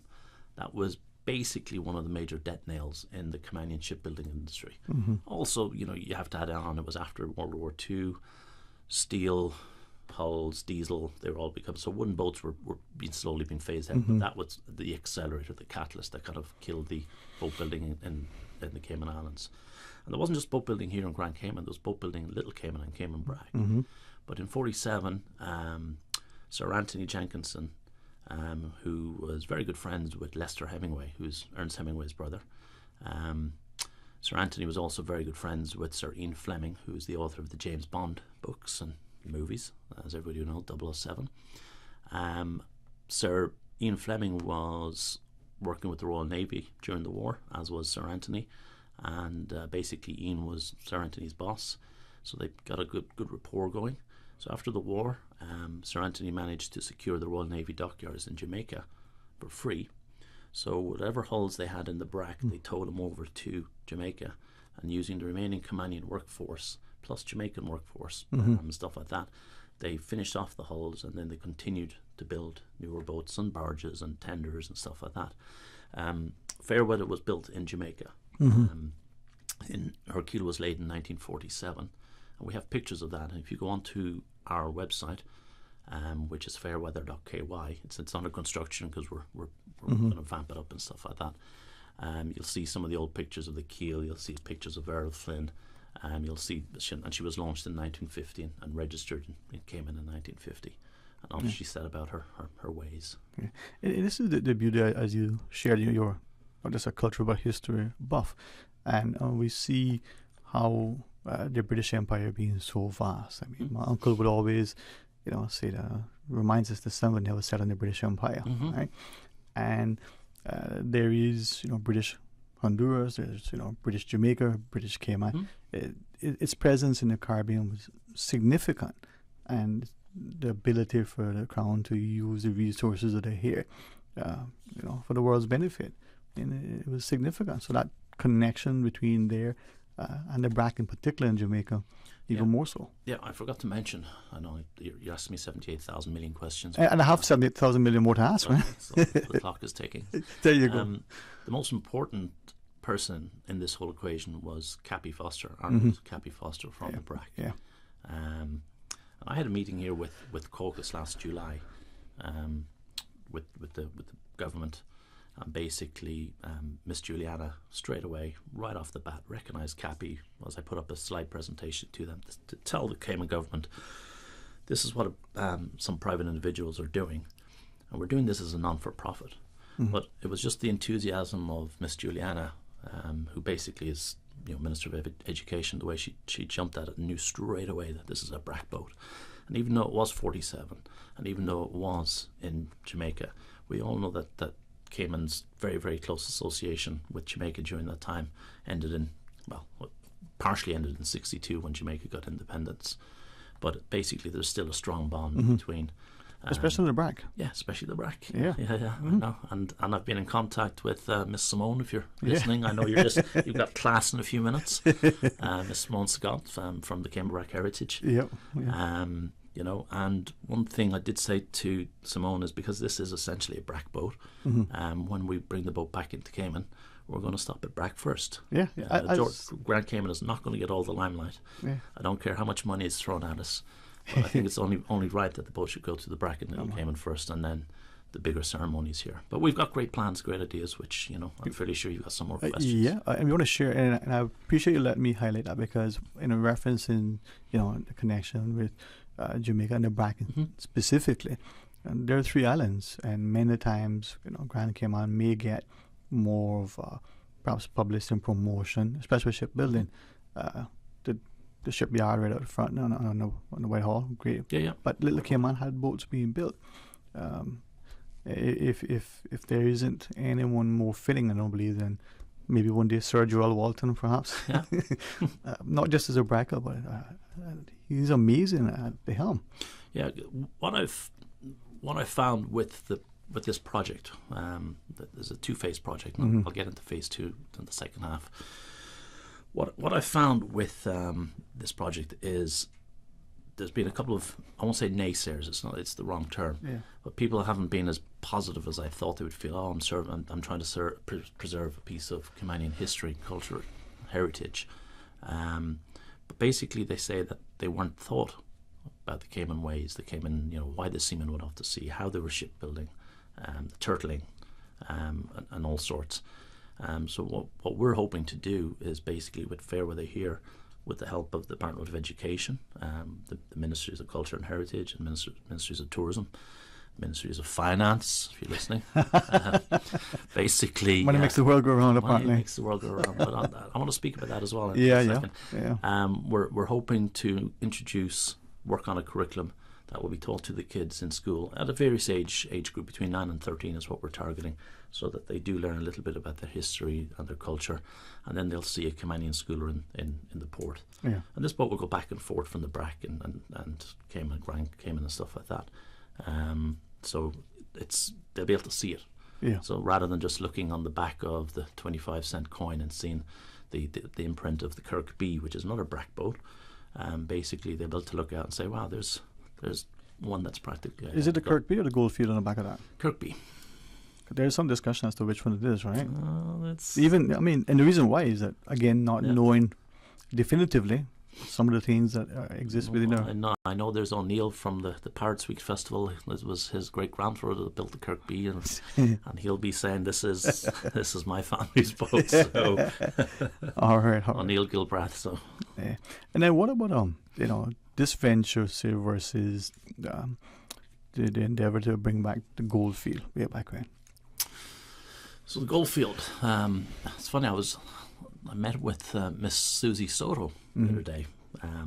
Last time I met Miss Susie and Mr. Bob was 25 years ago in Little Cayman. And I originally came here as a dive instructor. So obviously the first day I was here, I learned about the god Bob Soto and his diving. But I was also diver, historian, everything. And Miss Susie has written a couple of books. She's got another book coming out very shortly about Cayman schooners. But basically, what I've learned about the schooners are that people are proud of them because this boat is 72, 73 years of age.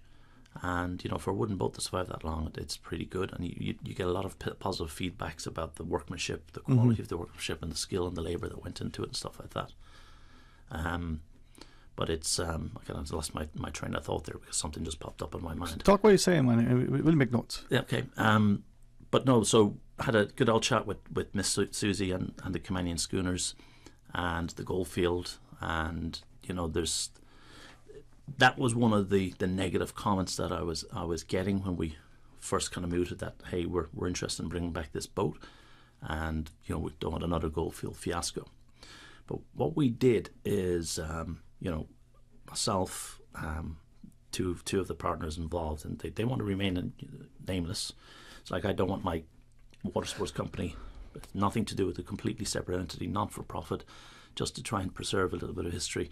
But we went out to Spain in May after about 700 million emails back and forth with the Spanish owners. And the plan was to sail Fairweather and then take her out of the water and do a survey on her. And we sailed for 2 days. Wind wasn't great, but she sailed like absolutely beautiful. And I can say I'm one of the few people now in Cayman that's actually sailed a Caymanian schooner.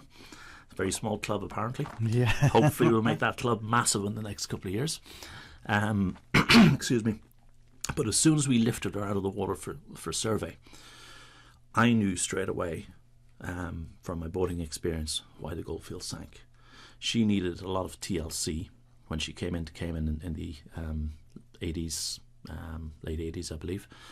And she failed to get that TLC and she sank. So they refloated her and they brought her into Canal Point and she sank again, and there she currently lays.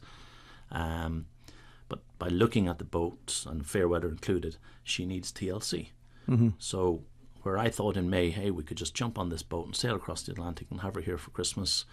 As soon as we pulled her out and started just doing an initial survey, we knew straight away that, 72-year-old boat, 73 now, that we need to do some major work. And knowing that there's limited skilled workforce on this side of the pond. Yes, there is in Honduras. Yes, there is in Cuba. Yes, there is in the northeast of the United States, but there's very few boatyards have the skilled force that can work on this, the shipwrights. So we looked at the northeast of the US, who have an absolutely flourishing wooden boat industry. In fact, they're building more boats now than they've ever built. And where I was given a 6-month timeline to get fair weather over to them, it went into 3 years because they got so busy. So then I started looking at the European market, and we came up with a boatyard in Gloucester, Tommy Neeson and Company. So got in contact with them, and they were able to say, yeah, we can work on the boat. Our dry docks are being busy. We'll take probably 3 months before they free them up. This is May, June, July, August, September. That works in my timeline. But eventually, because of a couple of different bureaucratic paperwork things in Spain, we ended up not getting fair weather out of Spain until mid-January. I won't go into it. It's all over and done. It's water off the ducks behind at the moment. But we've got the boat to the UK. If somebody had said to me that you could actually truck and trailer a 72-foot boat 1,000 miles up the highways of Spain, I would have laughed at you. But we did it on a truck and trailer, onto a rover ferry, up the M4 into Gloucester, and then basically got the boat into Tommy Neeson's company's yard at Gloucester. Why Tommy Neeson's? One of the few yards that can work on a boat that size, and also they repaired the HMS Victory. So the principle with Tommy Neeson himself is we have said that literally we do not have a working boatyard in Cayman yet. And I will stress yet. And that we need this boat not to do a goldfield. We need her not to sink. Yeah. Well, keep the mast on, maybe a good start. Yeah. Yeah, that might help. Well, no way. She took the masts off to drive her up the road. Somebody said to me, how are you going to get her under bridges with all her sails and masts up? And I'm like, oh, okay, moving on. Yeah. All right. When we come back from the news break, tell us more. Yep, pick up absolutely. Where she's at now in the dockyard, what's been happening, and what's the plan to get her here. Okay. All right. Join us after the break.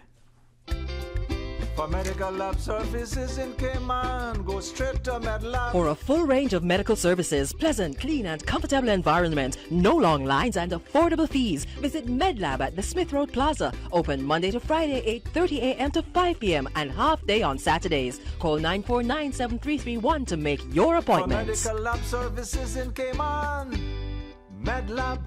Busy. Feel like there's not just enough hours in the day. Savannah Pharmacy, service to make your life easier. Now you can WhatsApp your prescription order to 929-5045. And pickup is just around the corner with everything your family needs and convenient opening hours including Sundays and holidays. WhatsApp your prescription order to 929-5045. Savannah Pharmacy, wholesome values with modern conveniences. At Doctors Hospital, we know life happens, and usually when you least expect it. So when unexpected medical issues arise, you need quality care close to home. Located in the heart of Georgetown, our accomplished team of physicians and medical staff treat minor urgent conditions such as migraines, chest and abdominal pain, shortness of breath, burns, broken bones, open wounds, and more. 24 hours, 7 days a week with no appointment necessary. Peace of mind is important when life happens. At Doctors Hospital, we're always here just for you. Need to speak to someone? Call 949-6066. Are you a Caymanian job seeker searching for employment? All jobs, whether full-time, part-time, temporary, or permanent, will be required to advertise on the Jobs Cayman portal. Visit work.ky. That's worc.ky to start your job search to see all available jobs or to apply. For assistance in registering or to learn more, call toll-free 1-800-534-9672 or customer care at 945-9672. 945-9672 today. You are listening to Radio Cayman, the voice of the Cayman Islands. Today's biggest news. Radio Cayman. Your voice, your choice. Local, regional, international. This is Headlines from Radio Cayman's newsroom. Today's biggest news. With your latest headlines, I'm Felicia Rankins-Allens. The Cayman Islands Public Library Service announces the start of its Easter raffle. It takes place at all public library locations from now until April 4th. For more information, call or visit the library in your district or contact the Georgetown Public Library by telephone at 949-5159 or email libraryprograms@gov.ky. In international news, Prince Harry and Meghan, the Duchess of Sussex, will be invited to King Charles III's coronation, a statement from the couple suggests. They say they have been emailed about the coronation on May 6th, but will not confirm whether they plan to attend. It is understood that some prospective guests are being asked to save the date ahead of official invitations that will be sent later. Buckingham Palace has declined to comment on invitations. Toblerone is set to remove the Matterhorn mountain peak from its packaging when some of the chocolate's production is moved from Switzerland to Slovakia. The pyramid-shaped bar, which mirrors the Alpine Peak, will undergo a labeling revamp and include its founder's signature, its maker said. U.S. firm Mondelez said the image of the 14,692-foot mountain will be replaced by a more generic summit. Strict rules have applied about Swissness since 2017. They state that national symbols are not allowed to be used to promote milk-based products that are not made exclusively in Switzerland. These are your headlines. I'm Felicia Rankins-Allens. Today's biggest news. Radio Cayman. Your voice, your choice. Local, regional, international. This is Headlines from Radio Cayman's newsroom. Today's biggest news. Between the traffic, the meetings, kids' activities, there just isn't enough time. Best Health Pharmacy was a game changer. Not only are they centrally located on Eastern Avenue, but they deliver prescriptions for free anywhere in Georgetown and West Bay. I could not believe it. When my prescription ran out, they ran it back to me. Best Health Pharmacy, located at Crown Square Plaza on Eastern Avenue, across from Edie's Decor, offering free prescription delivery anywhere in Georgetown and West Bay. Call 949-1301 or WhatsApp your prescription to 924-5358. Best Health Pharmacy. Your health, your convenience is their priority. Talk today. But I do have some questions. Talk today. Cayman Islands' foremost listeners' participation program. Talk today. Because there are more questions than answers. What the public is saying. Waging to take your calls right now. Sterling Dwayne Ebanks.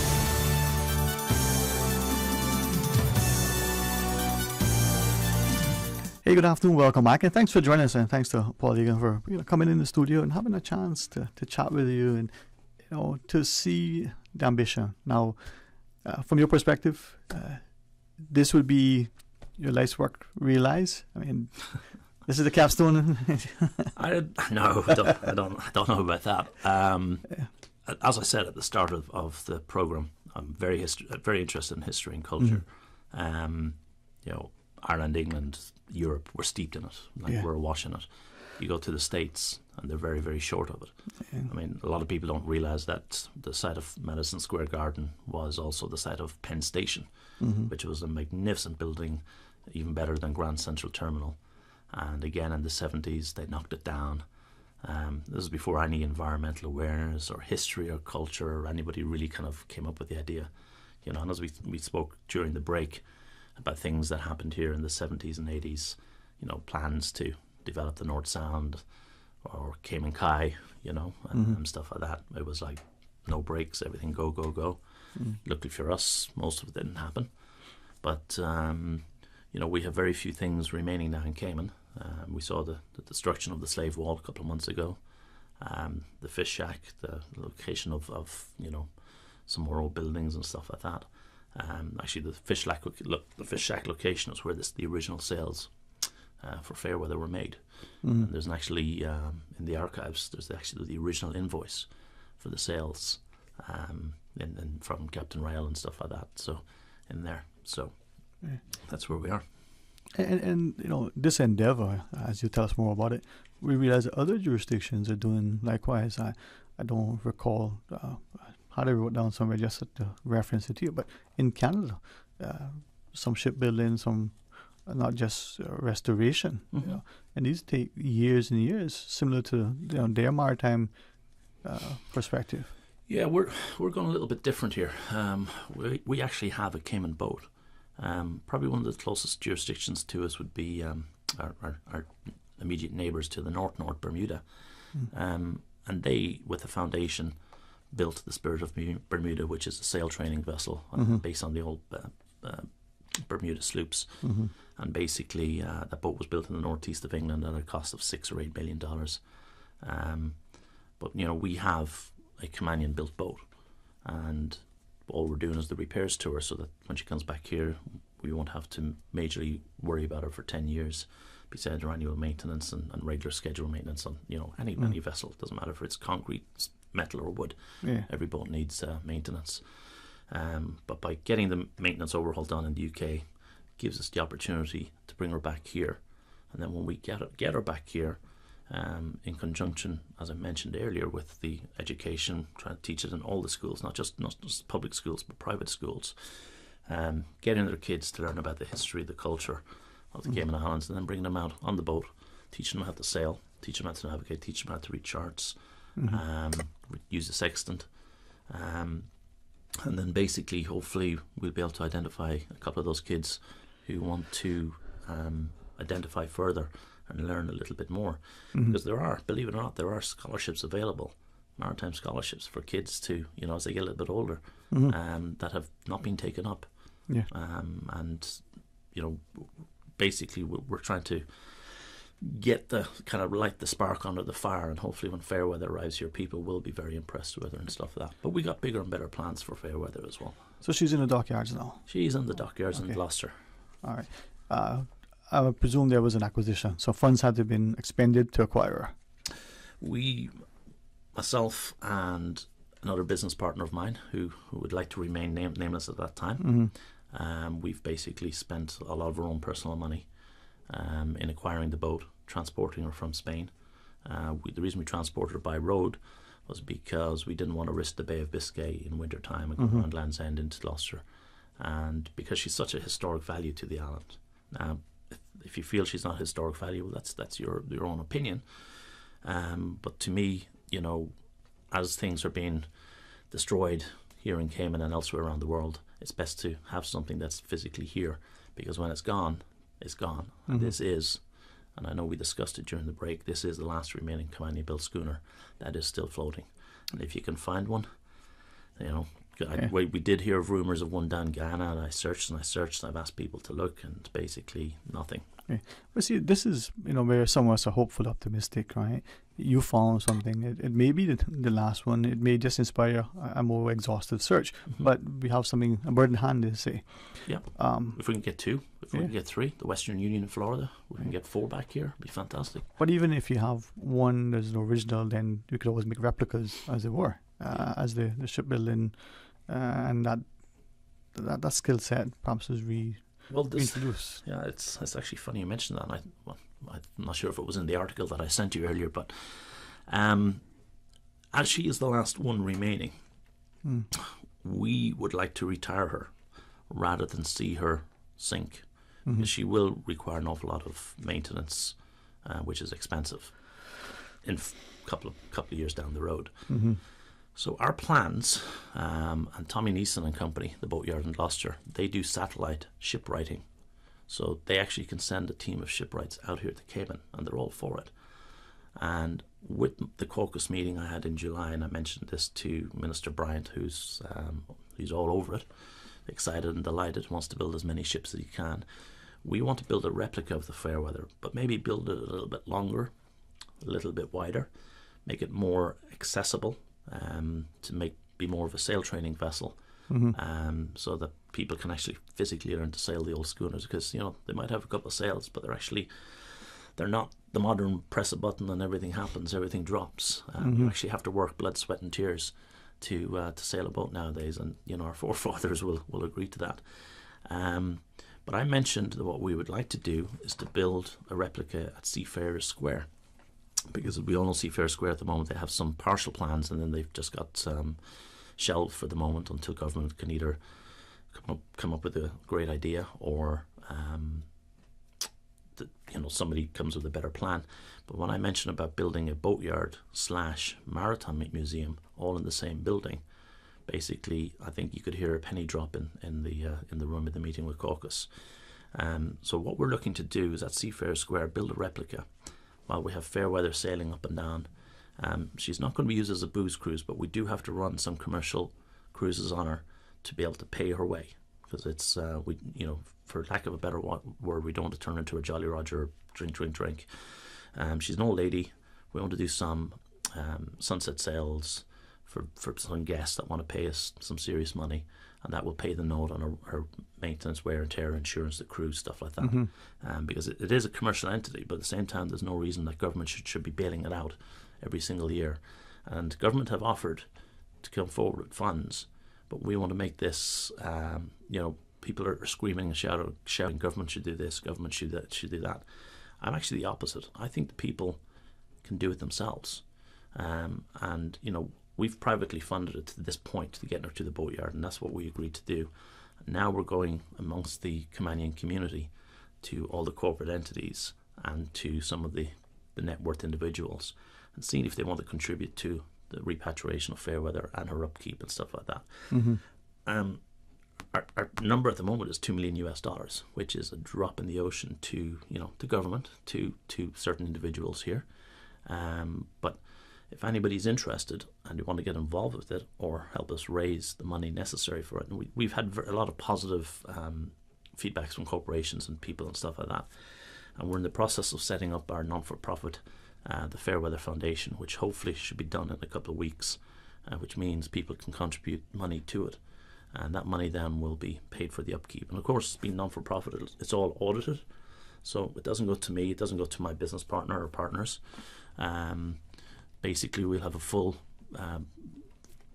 vetted board of directors of the foundation, and they in turn will basically make sure that everything is done fully above board. And government have offered money to us, but we said we'd like for the moment to be able to fund it ourselves, but at the moment we're at a standstill in the boatyard because our foundation hasn't been fully formed.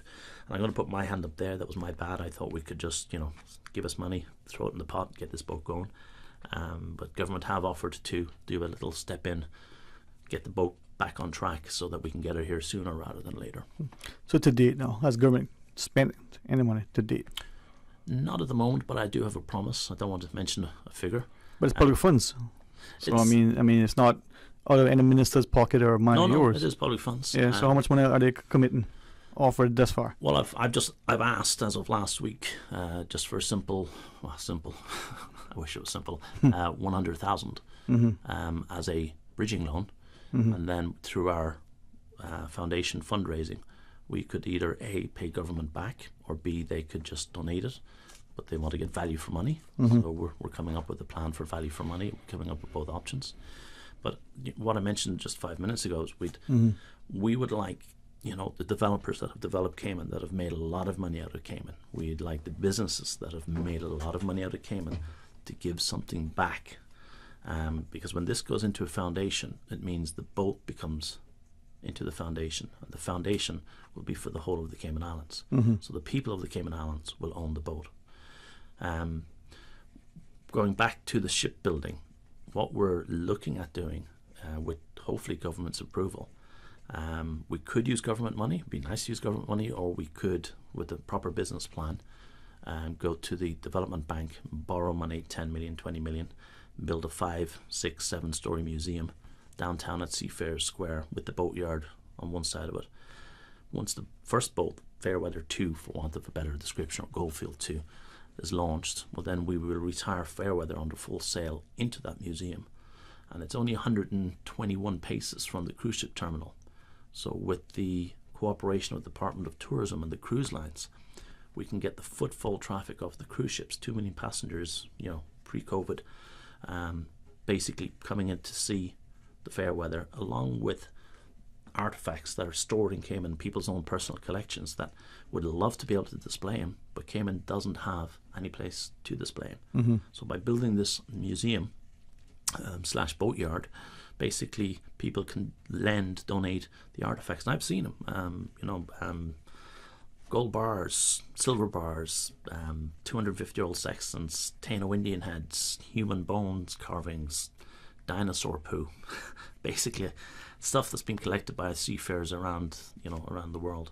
The Goldfields barometer, and plus the small version, scaled down version of the schooners, the 3-foot models that are around the island, and some of the old families. Half models and stuff. Yeah. People have said, yeah, absolutely no problem. I just need a place to do it. This, excuse me, this museum would be done, again, run as a business. All the funds go to the foundation, which will keep the Fairweather 2 up and running. If there's a huge uptick in boat building, so if somebody wants, like the multi gazillionaires, the new TikTokers and the crypto guys, they all seem to want new wooden boats, so we could have a business going. So we're reintroducing the shipbuilding. We're looking at getting problem children. We're discussing it earlier in your talk show and stuff like that, with problems in households, kids that have behavioural issues in to do the shipbuilding, with the technical college. We have too many inmates in Norwood, but we know we have a lot of skilled ones. Yeah. Get them then in the programme, learn how to do because these boats will need maintenance. Yeah. Get them all involved. We will need people to run the museum. The museum on the top deck will be an open rooftop cafe, which will be able to cater to small business events, weddings, and you have a rooftop terrace overlooking the harbour downtown. There was a proposed talk, and I was just mentioning it to a couple of people, that if we're going to build a building with 5 stories or 7 stories, well, maybe we can use one of those stories to house the National Archives, because currently they're not in a proper building. And I know there's money, there was talk about building National Archives, but we're better put the National Archives in a museum. We could donate 1 floor, and the footfall from the cruise shippers will pay the note on the bank loan that we have to borrow money. You'll have continuous daily walking. I mean, if you look at as we were told, the premise of the Marine Institute was initially as focusing on the maritime heritage. Now, you referenced the children with the issues, but we all can benefit from discipline. We all can benefit from the importance of that interpersonal dynamic when we're out fishing or we're on a sail. So what better way to build that and not necessarily label, as it were. The final break, Mr. Carl. And then, Paul, when we come back, if I ask you to share more, is the plan now to sail her back here? Are we going to put on a British Royal jet and send her across? We'll figure out how to bring her back here, right? Bring her back on one of those frigates like the governor got her car a couple of years ago. I'll tell you how she's going to come back. Stay tuned. We'll talk today.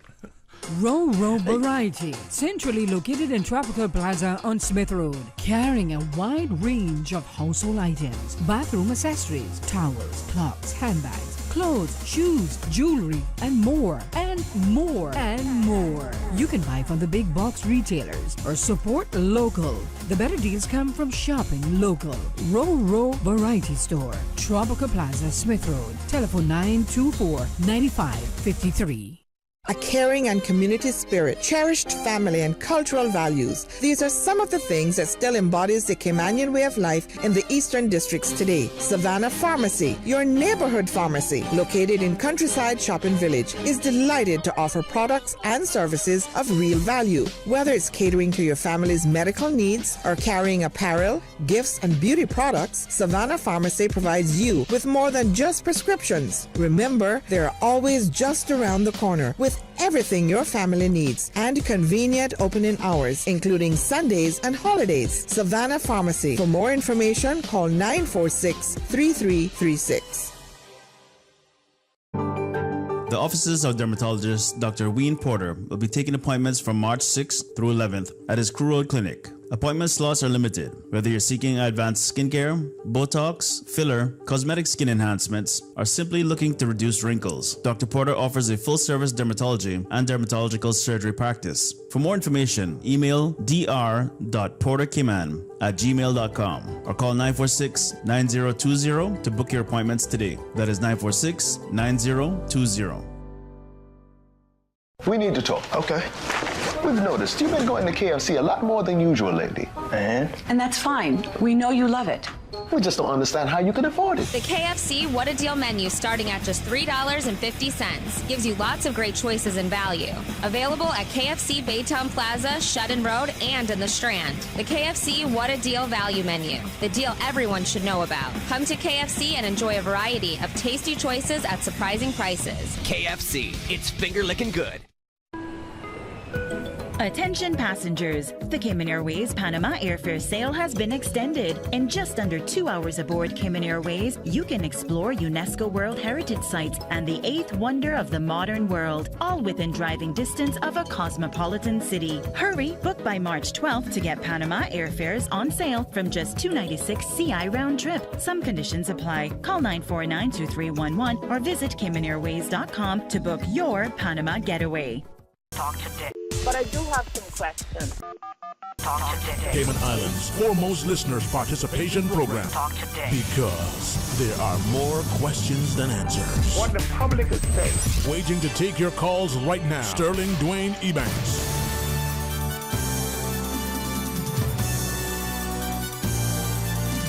Well, sometimes, talk about fair weather because we're going fishing, but sometimes when it's the name of a vessel that has such, illustrious history.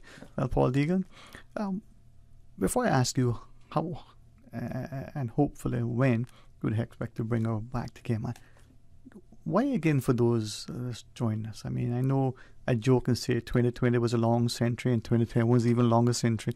I don't say that to be facetious. It was just, it was a very long time for many of us, and many of us used it productively.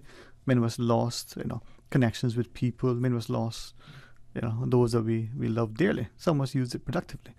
But what makes you want to do this, to bring back a vessel in this time?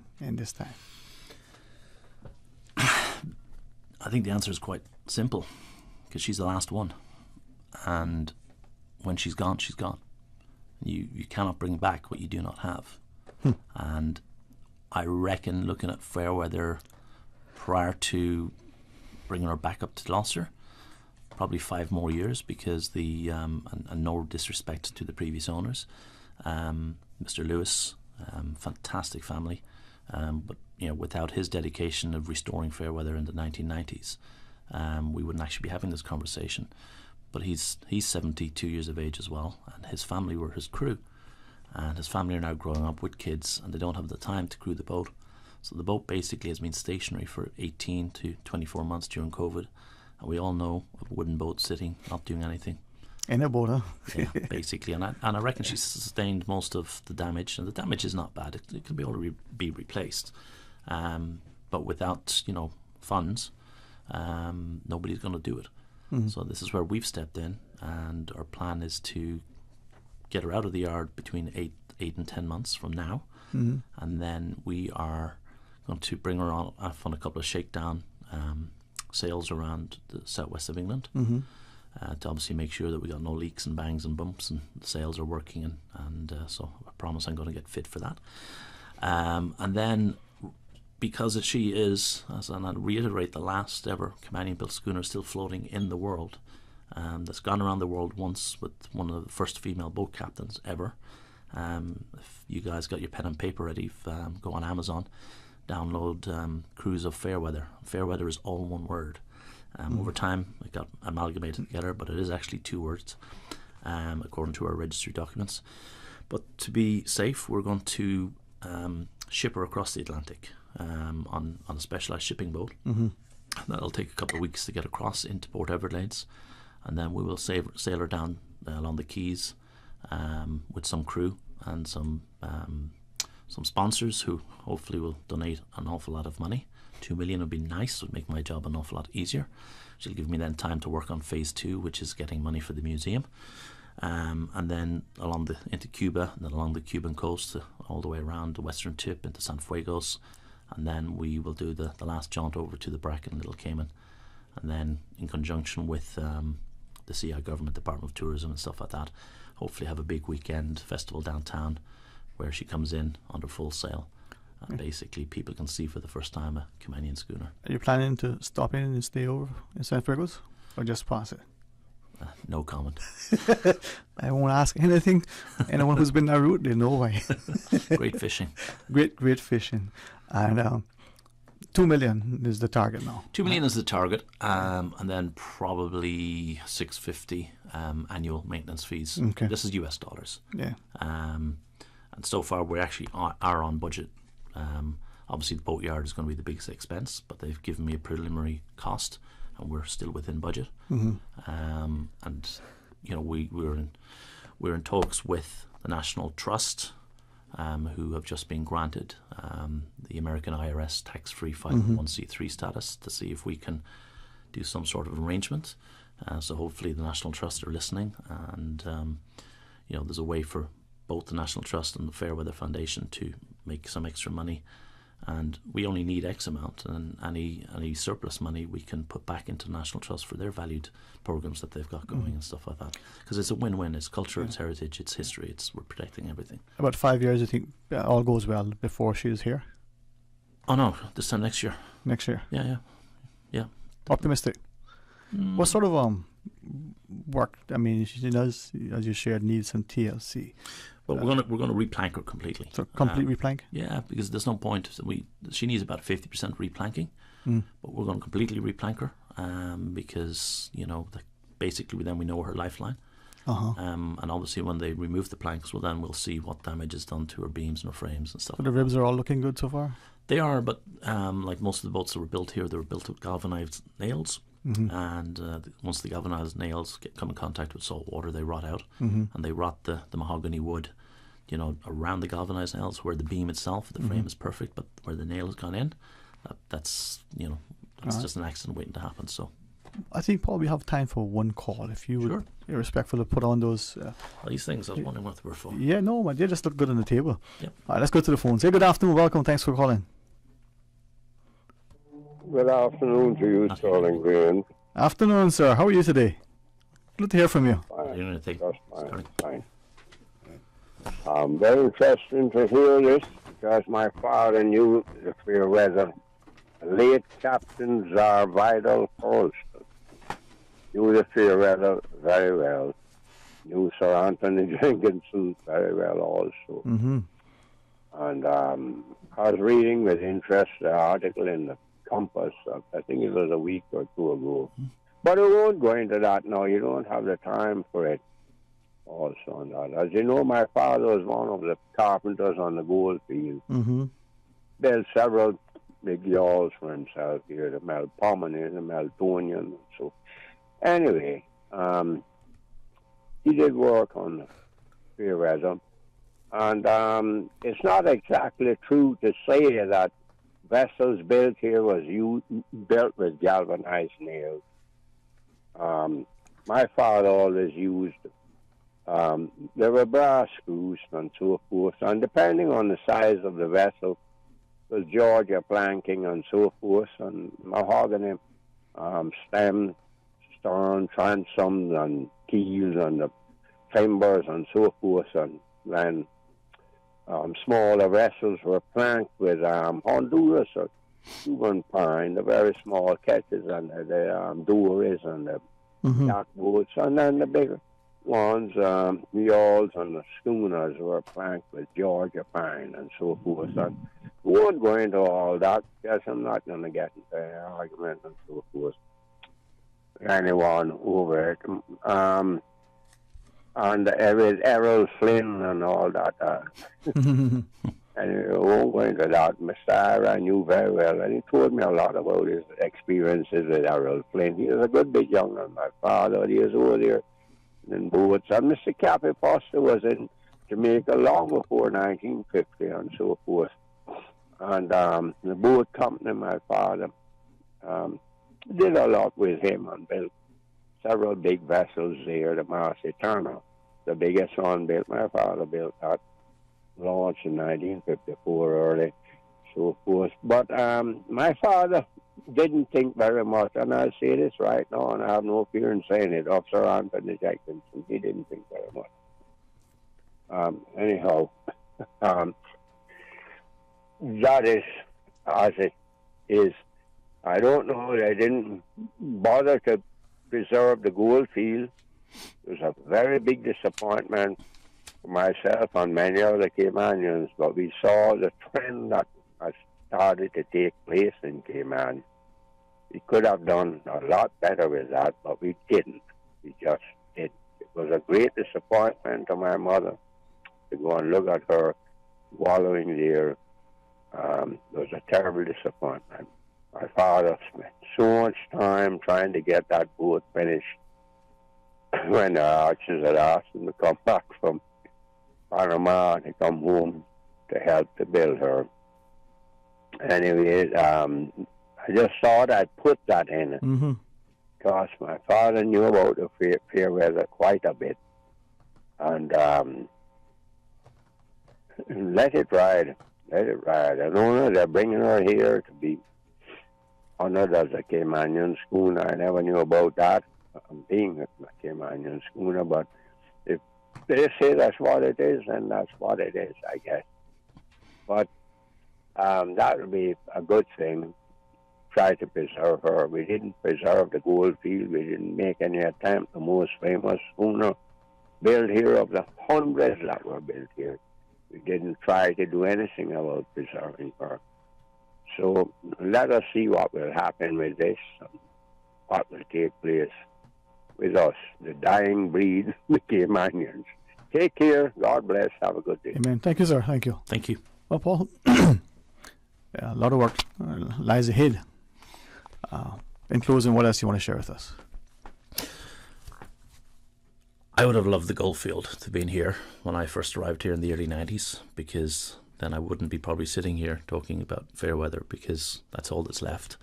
What we would love to do, and I didn't catch the gentleman's name who just called in, is if at some stage, if there are any fellow Caymanian seafarers, male, women, male, female, with history, we'd love to do a chat.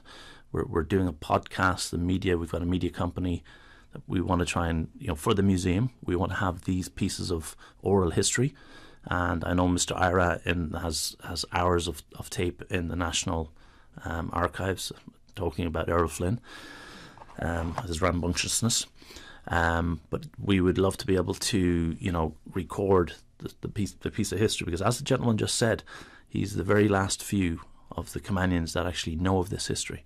And I think from the source of his conversation, he would have loved it to be in the Goldfield that, is floating off Georgetown Harbour right now, but she's not. So I have to do with the next best thing. And who knows, maybe if I get a chance to dive the Goldfield, I tried doing it during the summer by myself, which you shouldn't do. But we can take a look at the Goldfield and see. But she's been down there for 30 odd years now. That's not good. So possibly, maybe we can bring up and have a replica. That's what you're thinking? Possibly?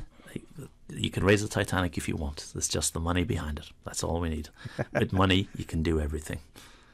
Well, except men give birth, but that's a different story. Paul, thanks very much, man. You're more than welcome, and thank you for your listeners for listening. Basically, if anybody's interested, just go onto our website, fairweather.ky. There's an info email that comes straight to me, or you can call me at 938-3303. More than welcome to listen to your stories. If anybody wants to help, be it physical or financial, we're open to everything and anything. But yeah, we'll just get the story out there, get the boat back here, and we will be offering free cruises to all residents once or twice a week. So so you can get get on this boat and sail. It's not going to be an exclusive thing, blah blah blah. So, all right, thanks again for coming in, man, and accepting the invite to join us. Thank you. All right, well, it's a Monday, but we just started off. Let's see that it continues to be productive as we move about. Let's be extra careful and considerate on our roads. Tomorrow, we'll chat with you some more. Be blessed.